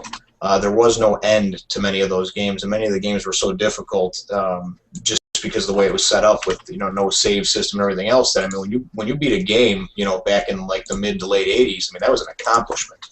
So I guess now, because they've made games, in my opinion, so much easier with the checkpoints, the auto saves, and everything else, that I feel like if I put down that $60, man, I want to go through and I want to play it to completion. Unless it's just a real stinking turd. And but very rarely do I ever not get through the whole game, So, but I guess that's just me kind of growing up in sort of a different era and just sort of seeing the game market change like I have over the last 30 years or whatever. Sean, so, I think you and Jim are the same age. Did you play games as a kid, or? I did. We had Atari, we had Nintendo, we had the Genesis. We went through, and I did everything. Atari, you sit back and think, back in the early 80s, late 70s, oh my God, this is awesome. We got a video game system. And then Nintendo comes out, and you got little Mario Brothers, which as compared today is shit. But, at that time, it was like, oh, look, I got the warp, where I can warp to level 9 and finish the game in 10 minutes. So, yeah, I played video games forever. It was just, growing up, me and my buddies, we all lived on the same block with each other, within 4 or 5 houses. And Sean grew up in the ghetto, for those who don't know. He was a white boy in the ghetto. I said he was big and black earlier, but he's skinny and white. Straight out to GETO, my friends. He looks like McLovin and the dentist from The Hangover combined. Andy Bernard? Yeah. Dude, if you got... I should see if I can screen share a picture. Like, do you get of your gangster one on the ladder? My what? My gangster one on the ladder? Yeah. The one that's my Facebook page. Yeah, hey, I'm gonna pull that up on the. That's my Facebook page from my previous employer that's no longer around. Anyways, I'm sorry, I didn't mean to cut you off about you playing with your ghetto friends. Oh no, and that's what during the summertime it was like, we didn't live close to a Toys R Us, so we would hop on the bus, take the bus to Toys R Us, go pick up the Legend of Zelda. And that'd be our summer thing. We'd go, spend the whole summer trying to beat the Legend of Zelda. So it was, it was good times. And my son. I hear you, man. I hear you. Yeah, exact same type of thing for me. Because that was back obviously before there was any type of online gaming or anything like that. So I mean, you'd have. I'm just tapping, so. Too bad you can't like swap it over to my. You know what? Oh, you know what I can do? I can just do that. Sorry, why didn't I just do that? I can just click it. Yeah, that's Sean. Okay, so everyone knows Sean now. Oh, we're gonna. Oh, Tim. Tim's got this Kramer. I got the Kramer. But there he is. yeah, see, but funny thing. Okay, funny story about Sean. Every time I've ever had Sean over my house to play, like, it was Halo one time. I don't know, it's not a game another time. It's so hard to play with him because he has no attention span, and all he wants to do is just blindly run through everything. I mean, at a dead sprint, the whole game it's like pop, pop, pop, and Sean is just like the sprinting man throughout games. Well, and it's funny because I'm the complete opposite. And that's the whole thing. It's like Borderlands. I mean, me and you had a conversation. Is you want to go through and like when I played Borderlands, I played through, and I played through by myself. And I talked to you guys about this last week. Is I need to be on baby mode. Okay. I need to be on super easy mode where, like, people can't shoot you, and you don't get killed, because if that shit happens, I have broken tables, controllers through the wall. To me, it's no fun. And I mean, I like to go through and I like to do stuff. I don't play online as compared to Tim because of the fact that, like, for example, I was playing Gears of War online with my son this weekend. Sean, can you hold your mic to like your mouth on the lapel? Is that any better? Yeah, that's a lot better, dude. Okay. It sounds like the mic is in your mouth now. Well, it pretty much is in my mouth right now. It's halfway down my throat. How does that take? Story for another time. You got a picture for that, Joe? It tastes very, very good. I hate to tell you where it was earlier, but yeah, exactly. So I was playing Gears of War this weekend, and am I great at it? No. Am I okay at it? Yeah, I don't think I'm bad. And every time we're playing, you fucking suck. You You lose. Captain Obvious, you fucking suck. And it's like, and it's like, why the hell do I want to play with, some 17-year-old who lives in his mom's basement, and the only way he's getting laid is by fucking a hole in the wall? Why do I fucking care what he thinks about me? Why do I need to listen to that? Well, and here... Go ahead. No. Finish up, please. And my whole point is, I have the Kinect, and my son's like, put it on, tell that guy to go F himself. And I'm like, the reason I don't have it on is because I'll probably be banned from Xbox in about 12 seconds from the way I fucking talk. I mean, I'll have complaints left and right. So that's why I don't have it on. I mean, I don't want to, Yeah, I've threatened to kill a few people on there too. When I started on Xbox Live, I had no idea, how to play online. It was Halo 3 back in 2007 when it came out, and I happened to get live and heard that this was a lot of fun, and hopped on and wound up. The first game ran into a couple of decent people that kind of told me how to add people to a friends list and all that sort of thing. Back then, they didn't even have private. They only had a private chat where you could talk to one other person, and then you could just talk to your buddy that you were playing with, but it was just you and him. Now they have these parties, and the only way I play now online is if I'm in a party with at least one other person that I know. A lot of times I try to get 2 or 3 buddies. We get together, we get on a team, and it's a lot more fun because win or lose, it's not really about the game at that point. It's just about us, just kind of bullshitting like we are now while we're playing a game. Sometimes we have some good ones, sometimes we have some bad ones, and for me, that makes it a lot more fun because because it's the same type of scenario. When I jump in there and I've got some some little bastard going and talking a bunch of shit to me because, he's, and most of these people, let's face it, they're like 30, 35, they're living in their parents' basement. They haven't seen sunlight in about, 2 or 3 months at least. And you get a lot of these. Right now. Well, you get a lot of pretty much what Joe is doing right now. But you get a lot of shut-ins, You're just describing living the dream. So living the dream.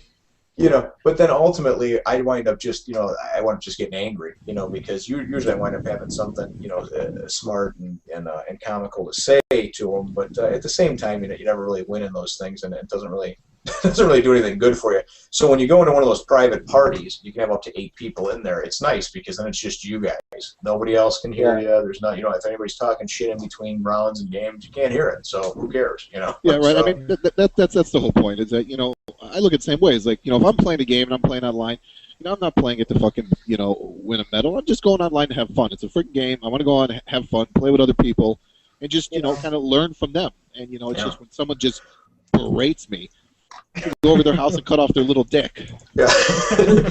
Well, and that's the bottom line is just having a good time doing it, because our 6-year-old plays some games, and we just found out recently he has ADHD, and he just sort of has a real bad temper. So a lot of times he has trouble controlling his emotions.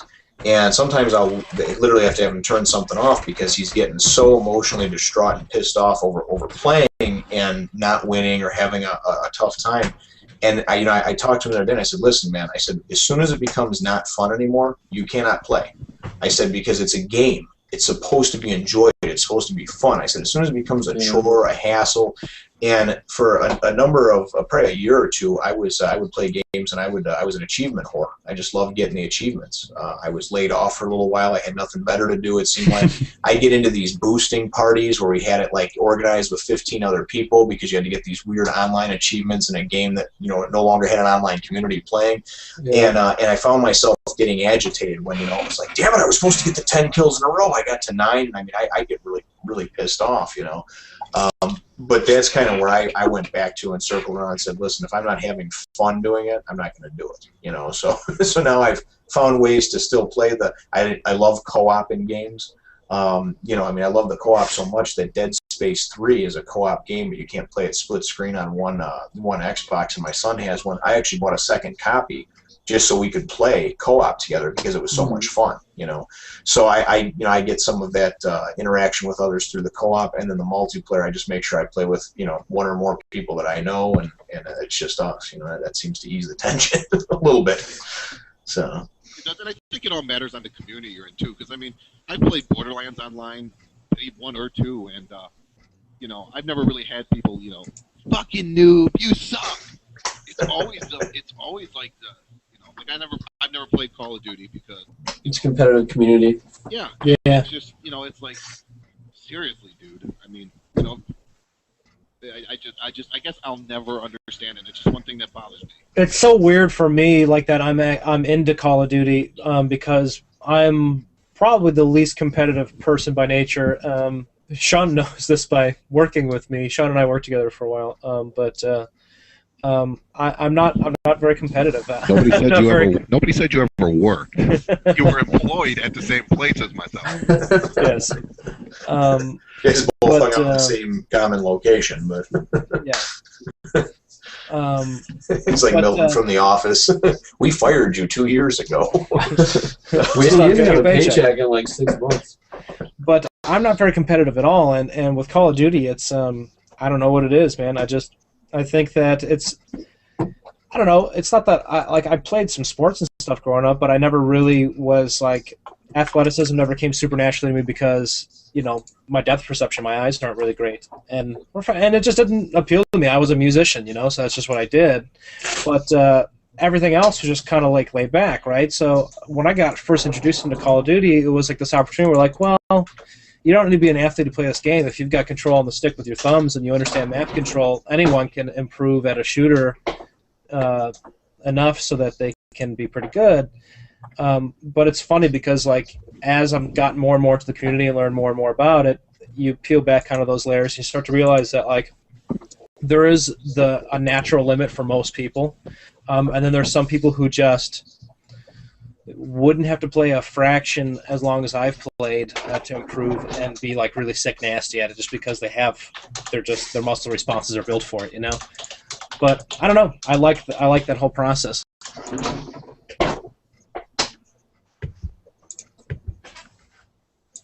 Oh, wait, we still there? It hiccuped for me for a second. Yeah, I'm still here. Okay, cool. It froze on me for a second. I was like, shit. Well, I think the thing is with the multiplayer, aside from all the jackass versions that'll say that they enjoy, fucking you, even though they never experienced it, you got, once you feel that small bit of success, John, the first game that you got, what was it, your 9-kill streak, and you got, what was the AC-130? Yeah, the AC-130. The Reaper, and the AC-130. The Reaper, then you got your AC-130. Yeah. I'm sure that the euphoria that comes with that, like I am currently taking control, and there are 9 individuals on the other team that cannot stop me. That when you get that feeling, that's when you start getting the highest highs, you get the lowest lows, and then the game just loses almost all of its value and fun because yeah, totally. you're like, I've achieved this, I need to achieve this more, and I expect this, and then that's the problem is that it is like almost like heroin that way because now like okay, Black Ops 2 was the first game that I ever broke into like decent double digits. Like I've had like games, I think my highest scoring game in Black Ops I've had like 42 or 46. That's pretty high for me. Like in Modern Warfare 3 it was like my best games ever were like 15, 16 kills, Yeah. I mean, maybe I had a couple of 20, 24 games in there, but it was probably because I happened to steal a care package and things just worked out. I got something good, but like it surely wasn't a ton of skill. So for like this one is the first time I'm starting to see like where all that previous knowledge from the previous titles really paid off. So I'm really where I should have been for like World at War. Like the Black Ops 2 for me is World at War. This is my second title. So it's like I feel like within the next 2 titles, and COD might be irrelevant by then, but who knows? Then I'll be able to have that consistent like 1.5, 2.0 kill to death ratio. But for now, like I'm happy with like what I'm doing, and a lot of times it is just bullshit, especially because I've got this terrible internet connection now too. So it's almost always not fair. I wish I had a wired connection just so I could experience. Like I think I'm more skillful than sometimes I feel like on a nightly basis with this dog shit connection. I have a question for you guys, though. You guys looked at all into Defiance at all? What's it called? Defiance. It came out on, I think it came out yesterday. There's a sci-fi TV series that's also coming out in like 2 weeks. And then I saw a gameplay with Sea Nanners. Yeah. I did see that, yeah. It looks all right. That and South Park are like the only 2 games I'm really looking forward to right now. Dude, the South Park and Metro Last Light. There's I thought there was one that I was looking forward to. I'm really looking forward to Grand Theft Auto 5. I'm really looking forward to that, but that's still a ways away. Yeah. So. All right. Well, cool. Well, it's been like, I don't know, hour and a half. Do you guys want to call it, or you want to keep going? How do you see how many people are watching? It shows it at the top of my screen. It's only 2 viewers. Hey, Joe, and everybody. Sorry, I was muted there for a second, and I didn't realize it. I was just trying to say, too, that a good game coming out in a couple of weeks that would be fun for us all to get on is Dead Island Riptide, the sequel to Dead Island there, which is still a fun game, too, if anybody ever wants to jump on and play. But 4-player co-op. Pretty decent zombie killing game. It's on Redbox. If you want to rent it, Joe. You can all rent it for a week and play through it. We should pick up the first one we could all play. I actually have 2 copies of it, so I can give one to somebody. I want to get Trials Evolution and do like some matches together online and stuff because I played the Trials HD and I really like that. It's like a mindless, racing. Oh, that biking game. Yeah, it's just a lot of fun. I like the 2D. Like, it's a lot of fun. Yeah, I picked that up. Yeah. I got to get Walking Dead too. I think I'm gonna download that while it's on sale this week. You should definitely, the episodic one, it really is good. The story and the content and the characters, I believe, are more heartfelt and draws you in more than than season 2 or 3 did on almost any level. It really is. The characters are good, and just the sheer amount of different types of choices that you can make that actually matter. There's quite a few characters that, there's no right choice. It's this person dies or this person dies, and just the dynamic to see how that character then was programmed in, the one that you did save, from that choice, to go through the rest of the episodes. I don't know if anybody else has played them, but I thought they were great. Yeah, no, I thought what I loved about the game is I thought you really get a connection to the, to the 2 main people, the Clementine and to, what's his name? Why am I drawing a blank right now? I think you really get attached. I mean, because the last one came out 4 or 5 months ago. It did, but they're doing a season 2 though. Yeah, I know that. They're supposed to do something soon. That's supposed to come out in between. to kind of set that arc in between season 2. Oh, okay, great. Season 1 and 2, and I just think that it was a well-written series. It kept your interest, and I mean, I've played like another Telltale game. I played a little bit of the beginning of what was it, Back to the Future, and I mean, it didn't do anything for me, but I mean, maybe enjoying the Walking Dead TV series kind of put me onto that. I just thought it was. No, they just did a really nice job with it, because I have Back to the Future. I still haven't actually played it because I was on the PlayStation 3, but I did play another game they did, the Jurassic Park one, and it was halfway decent. There was some potential there, but there was a lot of missed opportunity as well. But I think with this, they really took their time and really just kind of wove together a really great story.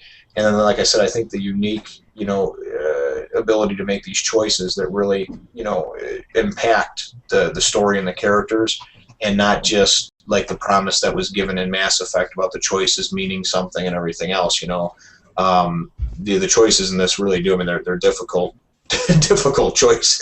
Yeah, I got that on the computer, and I played the first episode on Xbox, and you guys can actually get the first episode for free on Xbox.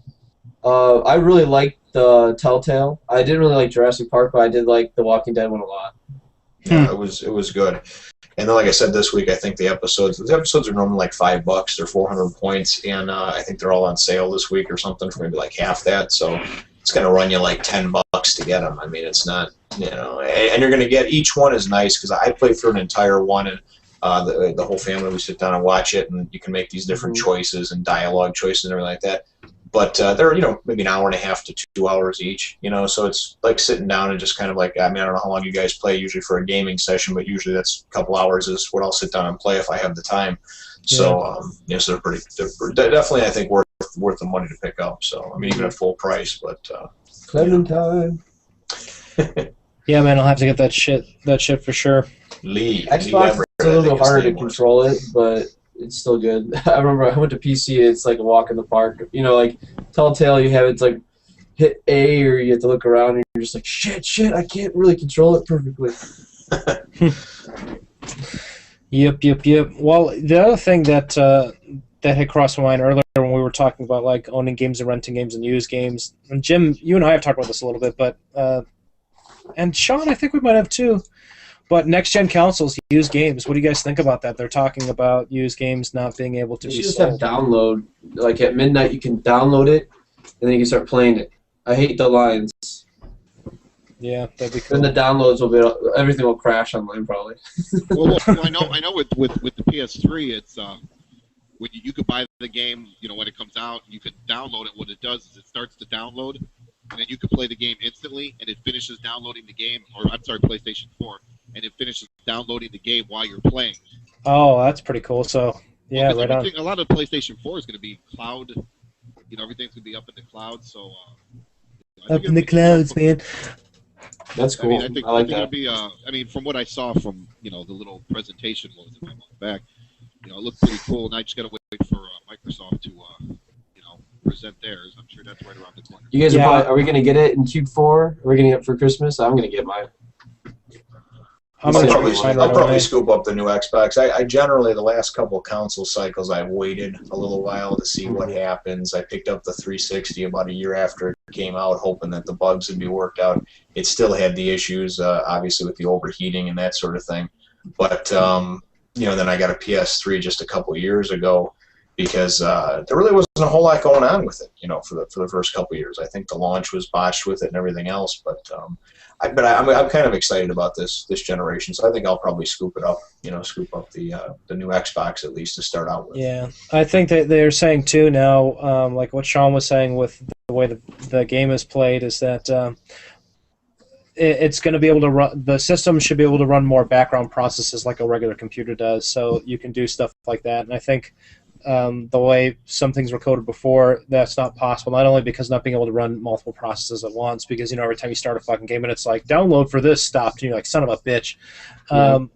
But even if it was capable of that, I think too it has to do with the way the information is ordered and coded in which it's downloaded, because you can't play it sequentially if the information is coming in sequentially. At least that's my understanding of it. I'm not an expert, but. So yeah, that type of stuff should be cool. And they're saying your question though is about the used games, correct? On the platform, right? Yeah, and the rumors that are circulating about the rumors that are games circulating are not going to about be able to be played and all that shit. Right. I don't think it's going to happen personally, because you're not going to be able to phase them out that quickly, because ultimately, listen, the DLC is pissing a lot of people off to begin with. The shortened games and micro purchases. That's another one. and the micro purchases as well. And people are getting tired of being nickel and dimed to death to play the game experience that they should have got out of the box. Just 1 second on a side note, these micro purchases things, like for Black Ops 2, I don't have the season pass, but Woody was talking about this. You buy the season pass for all the DLC and all the map packs that's going to come out, right? It should include everything, all new DLC. Well, they just released all these camos that you can buy for your guns. They're all 180 points apiece, and they're not including the season pass. No, season pass the contract, only for that's like the least cool thing you can do. Yeah, season pass is all DLC.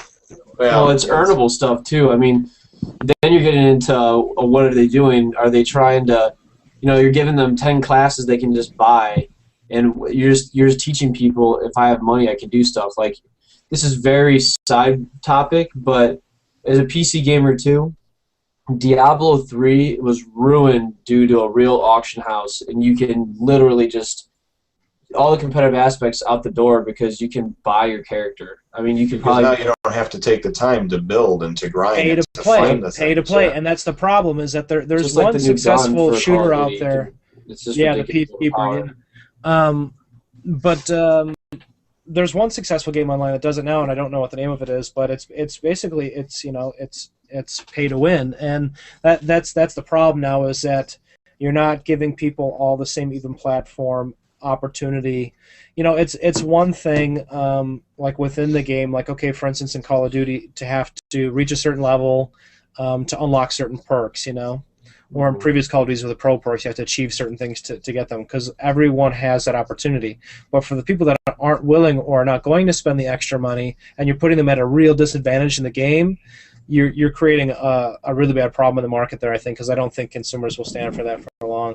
I don't think that trend will continue, because pay to win is, like Tim just described in Diablo, all of a sudden the entire game now is, and Sean, we talked about this in Borderlands as well, because I was talking about, are they going to do level upgrades in Borderlands 2? And you're like, yeah, they're going to do some, but they're not going to do like they did before, because essentially you break the game. If you make your character too powerful, it's the game is no longer fun. Right, but the funny part is as of today. Hey guys, I gotta go. I gotta pick up my girlfriend. All right, cool, man. All right, we'll catch you next episode, man. Peace. Later. See you, Sean. See you, Jim. See you, Good Joe. talking with you, brother. Bye, peace, Charles. Peace. Bye, guys. So, like I was saying, is like today they did. If you have the season pass, you can go up to level 61. They added Ultimate Vault Hunter, and they also added pearlescent weapons for Borderlands. But if you don't have the season pass, I think it costs you $5 to be able to do that. That's ridiculous, because I bought the season pass, and I wound up buying that extra Necromancer character, and so all in all, I'm $100 into Borderlands. Borderlands 2. Yeah, same here. I bought the season pass, and then they're also talking about they're going to release the new character next month or something like that, and it's not going to be part of the season pass. You're going to have to pay $10 for him. Yeah. And they still owe you one more. One more, the fourth DLC, I think it was, because I think they promised 4 of them. Yeah, I don't think that's coming out till June. I think this month was the up See, to with a game 61. that big, though, how do you even keep enticing people with characters like that? Because, Sean, you're the only person I know that has all of the characters maxed out. On both playthroughs, right? I've got all 5 of them maxed out with both playthroughs. So you've played through the game 10 times? I've probably played through the game more than 10 times. That's crazy. That's crazy, dude. That's crazy to me. Like, I'll play. I'm having a hard time finishing my second playthrough right now with one character. Yeah, see, it takes a lot to really get a game that interests me, and that's one of the ones that just has caught my. I've been playing it since it came out, and it came out like September 18th or 19th. I was playing it. It was mid-September, so it was about 7 months deep now. Yeah, 7 months old. I never play I got Gears of War Judgment is I think the first new game I bought since then. And that's the game I've been playing for the last week. I haven't even had Borderlands on in over a week. Yeah, I've seen you on Judgment a lot online. Yeah, Judgment's fun. I actually need a couple of buddies to play with that. What's your gamer tag, Sean? Captain Obvious. Captain Obvious. Yeah. Is it all spelled out? It's what is it? CAPTTN OBVIOUS. Yeah, 2 T's. Are you on Joe's friends list? I am on Joe's friends list. Yeah. That's fine. I'll shoot you an invite or whatever. A friend request. Yeah. Later on, yeah, because because Gears of War is one of those games that I've always enjoyed playing with somebody else. You know, it's fun, and especially now the way they've set it up with the short, 5-10 minute levels, and kind of, at the end, who's got the most kills, the most this, the most that. I think it's a lot of fun. I've enjoyed it. I've enjoyed it. I just wish they wouldn't have got rid of Horde mode. I mean, I really enjoyed Horde mode in the third one. Yeah. The second and third one they had Horde mode, and in the third one they did a nice job with being able to build the barriers and all that type of stuff, which I thought was really cool. But I think they did it was a real mistake taking that out, and then that overrun mode is just not it's not my cup of tea. It's just not a lot of fun, in my opinion. Overrun mode, I mean, that's what it's all right, but Well, yeah, I mean, but it's no Horde mode. I mean, I wouldn't be surprised if they end up dropping the DLC and then you end up having Horde mode on there. Yeah, I mean, I agree completely. It was one of those things where it's why take it out, So just seemed to be no real reason to, because I mean they didn't have to do a whole lot to revamp it or anything, They just could have obviously slapped some of the assets that they would use for Horde mode in some of the new maps, and some barriers that you can buy and guns you can buy to to fortify, and you would have had a kind of fan favorite as far as I was concerned, mode. But I don't know. I'm sure it's right around the corner. Yeah, I definitely hope so. So I think they've got a season pass for that too, don't they? Yeah, the season pass wasn't bad. It was $20. It's only $20. Yeah, I bought it on the other day. And what the nice part was is they offer a VIP section where you can play, where you can get double XP. Oh, nice. So you could play any of the sections, and over the weekend they just added an execution mode. And if you were playing, if you didn't have the VIP, you'd get double XP. If you were a VIP over the weekend, you get 3 times XP for just the weekend. Oh, cool! Very cool. It was pretty cool. I mean, I'm level 28 around the second playthrough on that. Oh, okay. You did like where you restart or the prestige or whatever it is. You re-up. Yeah, you re-up after level 50 or something like that. 50, yeah. Okay. So, and I played it a lot. I was on vacation last week, so I had a lot of time. So, but I haven't played that in 2 days either because I've been back to work. So, back to the grind. Back to the grind. Cool. Well, I think I'm going to call it, guys. Next week, there's a couple topics we didn't touch on, but I'll save them for next week. I want to hear, Sean, what you think about Lil Wayne's near-death experience. Did you guys hear about that? I heard a little bit about it. I didn't even have time to kind of Google it to familiarize myself with the topic. I just figured I would, would make a couple of comments off the cuff, and if we got to it, but we got time. Let's talk about it. The guy's just a fucking moron. I mean, seriously. I mean, he has problems with seizures, right? I mean, it's been well documented. He does this sipping syrup or whatever it is. Basically, it's drinking, getting high off the codeine from cough medicine. So the fucker goes in and they have to pump his stomach. He goes in and he has some seizures, and he's in the hospital. He comes out and he does it. He does the same shit again. He goes in the hospital and they have to pump the fucker's stomach 5 times. It's how fucking stupid are you? Man. For one, he's my opinion, he's a no talent ass clown. Well, yeah, I would agree with that. I have no, I'll give him respect because he's out there, he's making money, he's not killing anybody, he's making himself look like a jackass, and so be it. But the fact is, I don't have to like his music, and I just think that, how stupid can you be? The guy makes millions of dollars a year, and you have some health problems and stuff doing it. What's he, like 30, 31 years old? I mean, that's a guy you're going to see in the next 2 to 3 years that's going to be dead. And these are the people that are guiding our nation's youth. Yep, untalented ass clowns. Yeah. What happened, man? What happened? Oh, geez, that's a topic for another show. It really is. Actually, I've got some strong opinions on that one. Yeah. Myself, but yeah, it is. It's the truth. This type of stuff. What an absolute moron. You can't find anything better to go and do. With all your time and all your money. It's crazy to me, man. Crazy. It really is. It's asinine. I mean, I don't understand it. I mean, yeah, I don't live his life, and I don't know. But seriously, I mean, if you're that successful, and really, like, he's one of the most successful musicians out there right now. Regardless if I don't like him, I can't change that. I can't say, oh no, everybody hate Lil Wayne because I said so, because I have so much power over the industry. But I just don't understand why the hell you would just basically throw your life away for that. And I mean, even admitted, I think it was TMZ or somewhere, he talked about, he was on death's bed. He could have died from it. He was in ICU for like a week after that. I guarantee you, he's probably sitting there right now as we talk, drinking his cough syrup, getting high on codeine. We can only hope, man. Just thin out the herd. We don't want him to die because he's going to die and he's going to gain fucking Tupac status. Or he's going to fucking be. Seriously, they're going to look at him as a fucking hero. They're going to build fucking statues in Louisiana of the fucker. True. He died. He's fucking John Lennon. He died way before his fucking time. Okay, hopefully he'll just get sick enough that maybe he'll just put himself in a coma for like 30 years, so he's completely irrelevant when he comes back.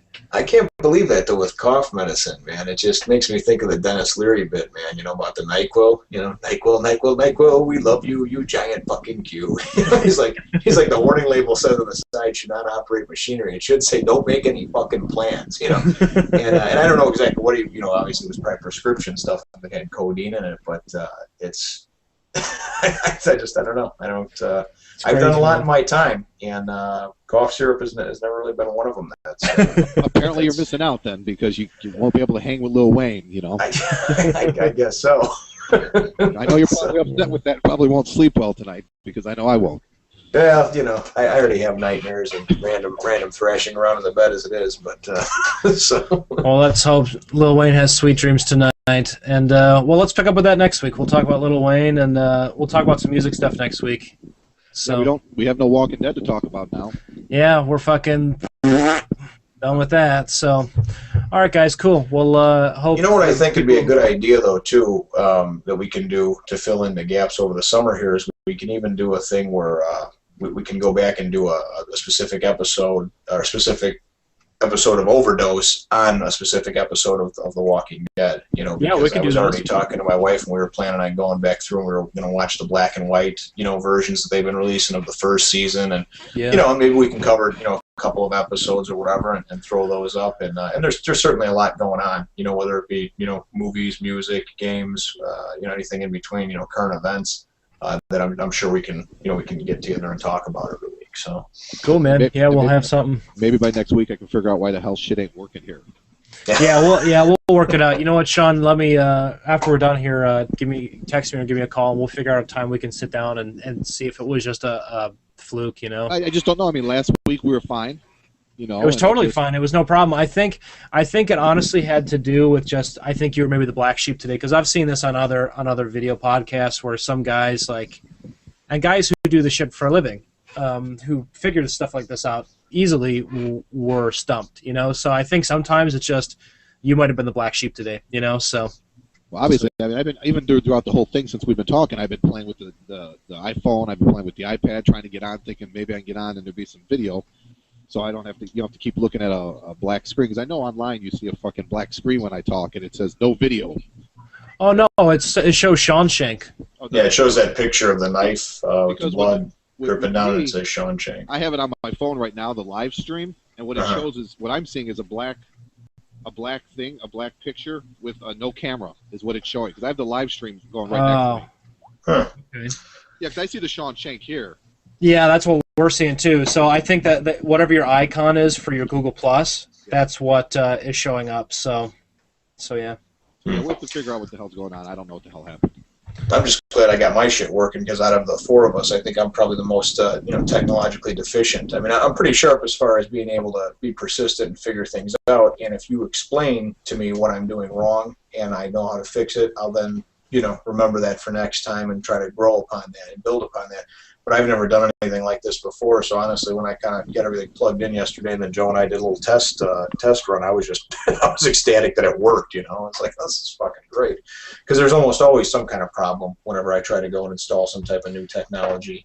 Whether it's just it takes time. I mean, there's always a learning curve. I mean, I feel the same way sometimes in terms of like technology stuff, because it's always evolving so rapidly too that a lot of times and part of it's a weird part of my personality when a lot of things are all happening at once. Something suddenly becomes a trend. I intentionally resist it, and it's weird. I unintentionally intentionally do it. It's weird. I know that it's happening, but I'm not like willing it. It's just a lot of times when things become trends, I am resistant towards them. Just I don't know. It's a weird thing.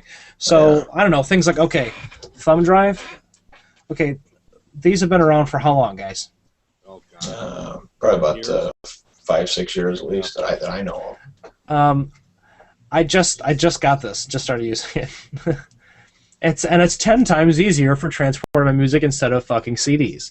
Why haven't I been using this? I'm a musician, but like I'm resistant towards like technology and just shit in general sometimes. So like I can totally relate with that feeling of like, oh, like today earlier we're trying to figure out Sean's issue with why he can't get on. She's like, I don't know what the fuck is going on. I don't know how to handle that shit. So I'm just, and I just don't understand. Oh, man.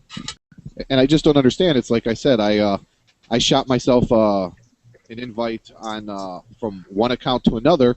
And I was able to get on with my iPhone, with the computer to my iPhone, the computer to my iPad, iPad to computer, and everything was working fine. It was getting on to this one. It was giving me the shit, and it keeps saying, chat ended, chat ended. And I'm like, you piece of shit. I'm looking at the fucking chat. It didn't end. it's goddamn Google not wanting to cooperate with the friggin' iPhone and the iPad. Probably.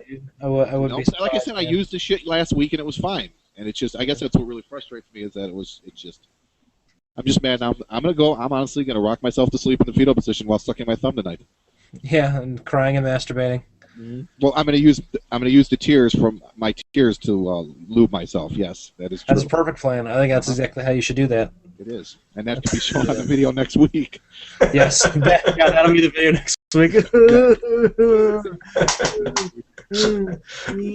We'll cut together a nice montage, nice crying and montage. masturbating. And what we can do is we can put behind a Lil Wayne song. Yeah, in the background. Yeah, exactly.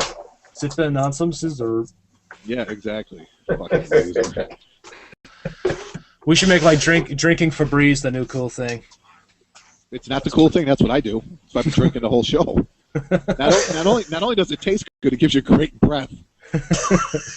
Oh my god. Sean's drunk again. No, I'm just kidding. All right, guys. I'm going to end it here. We'll catch you guys who are watching. Thanks for being here, and we'll catch you guys next week, and we'll see you all then.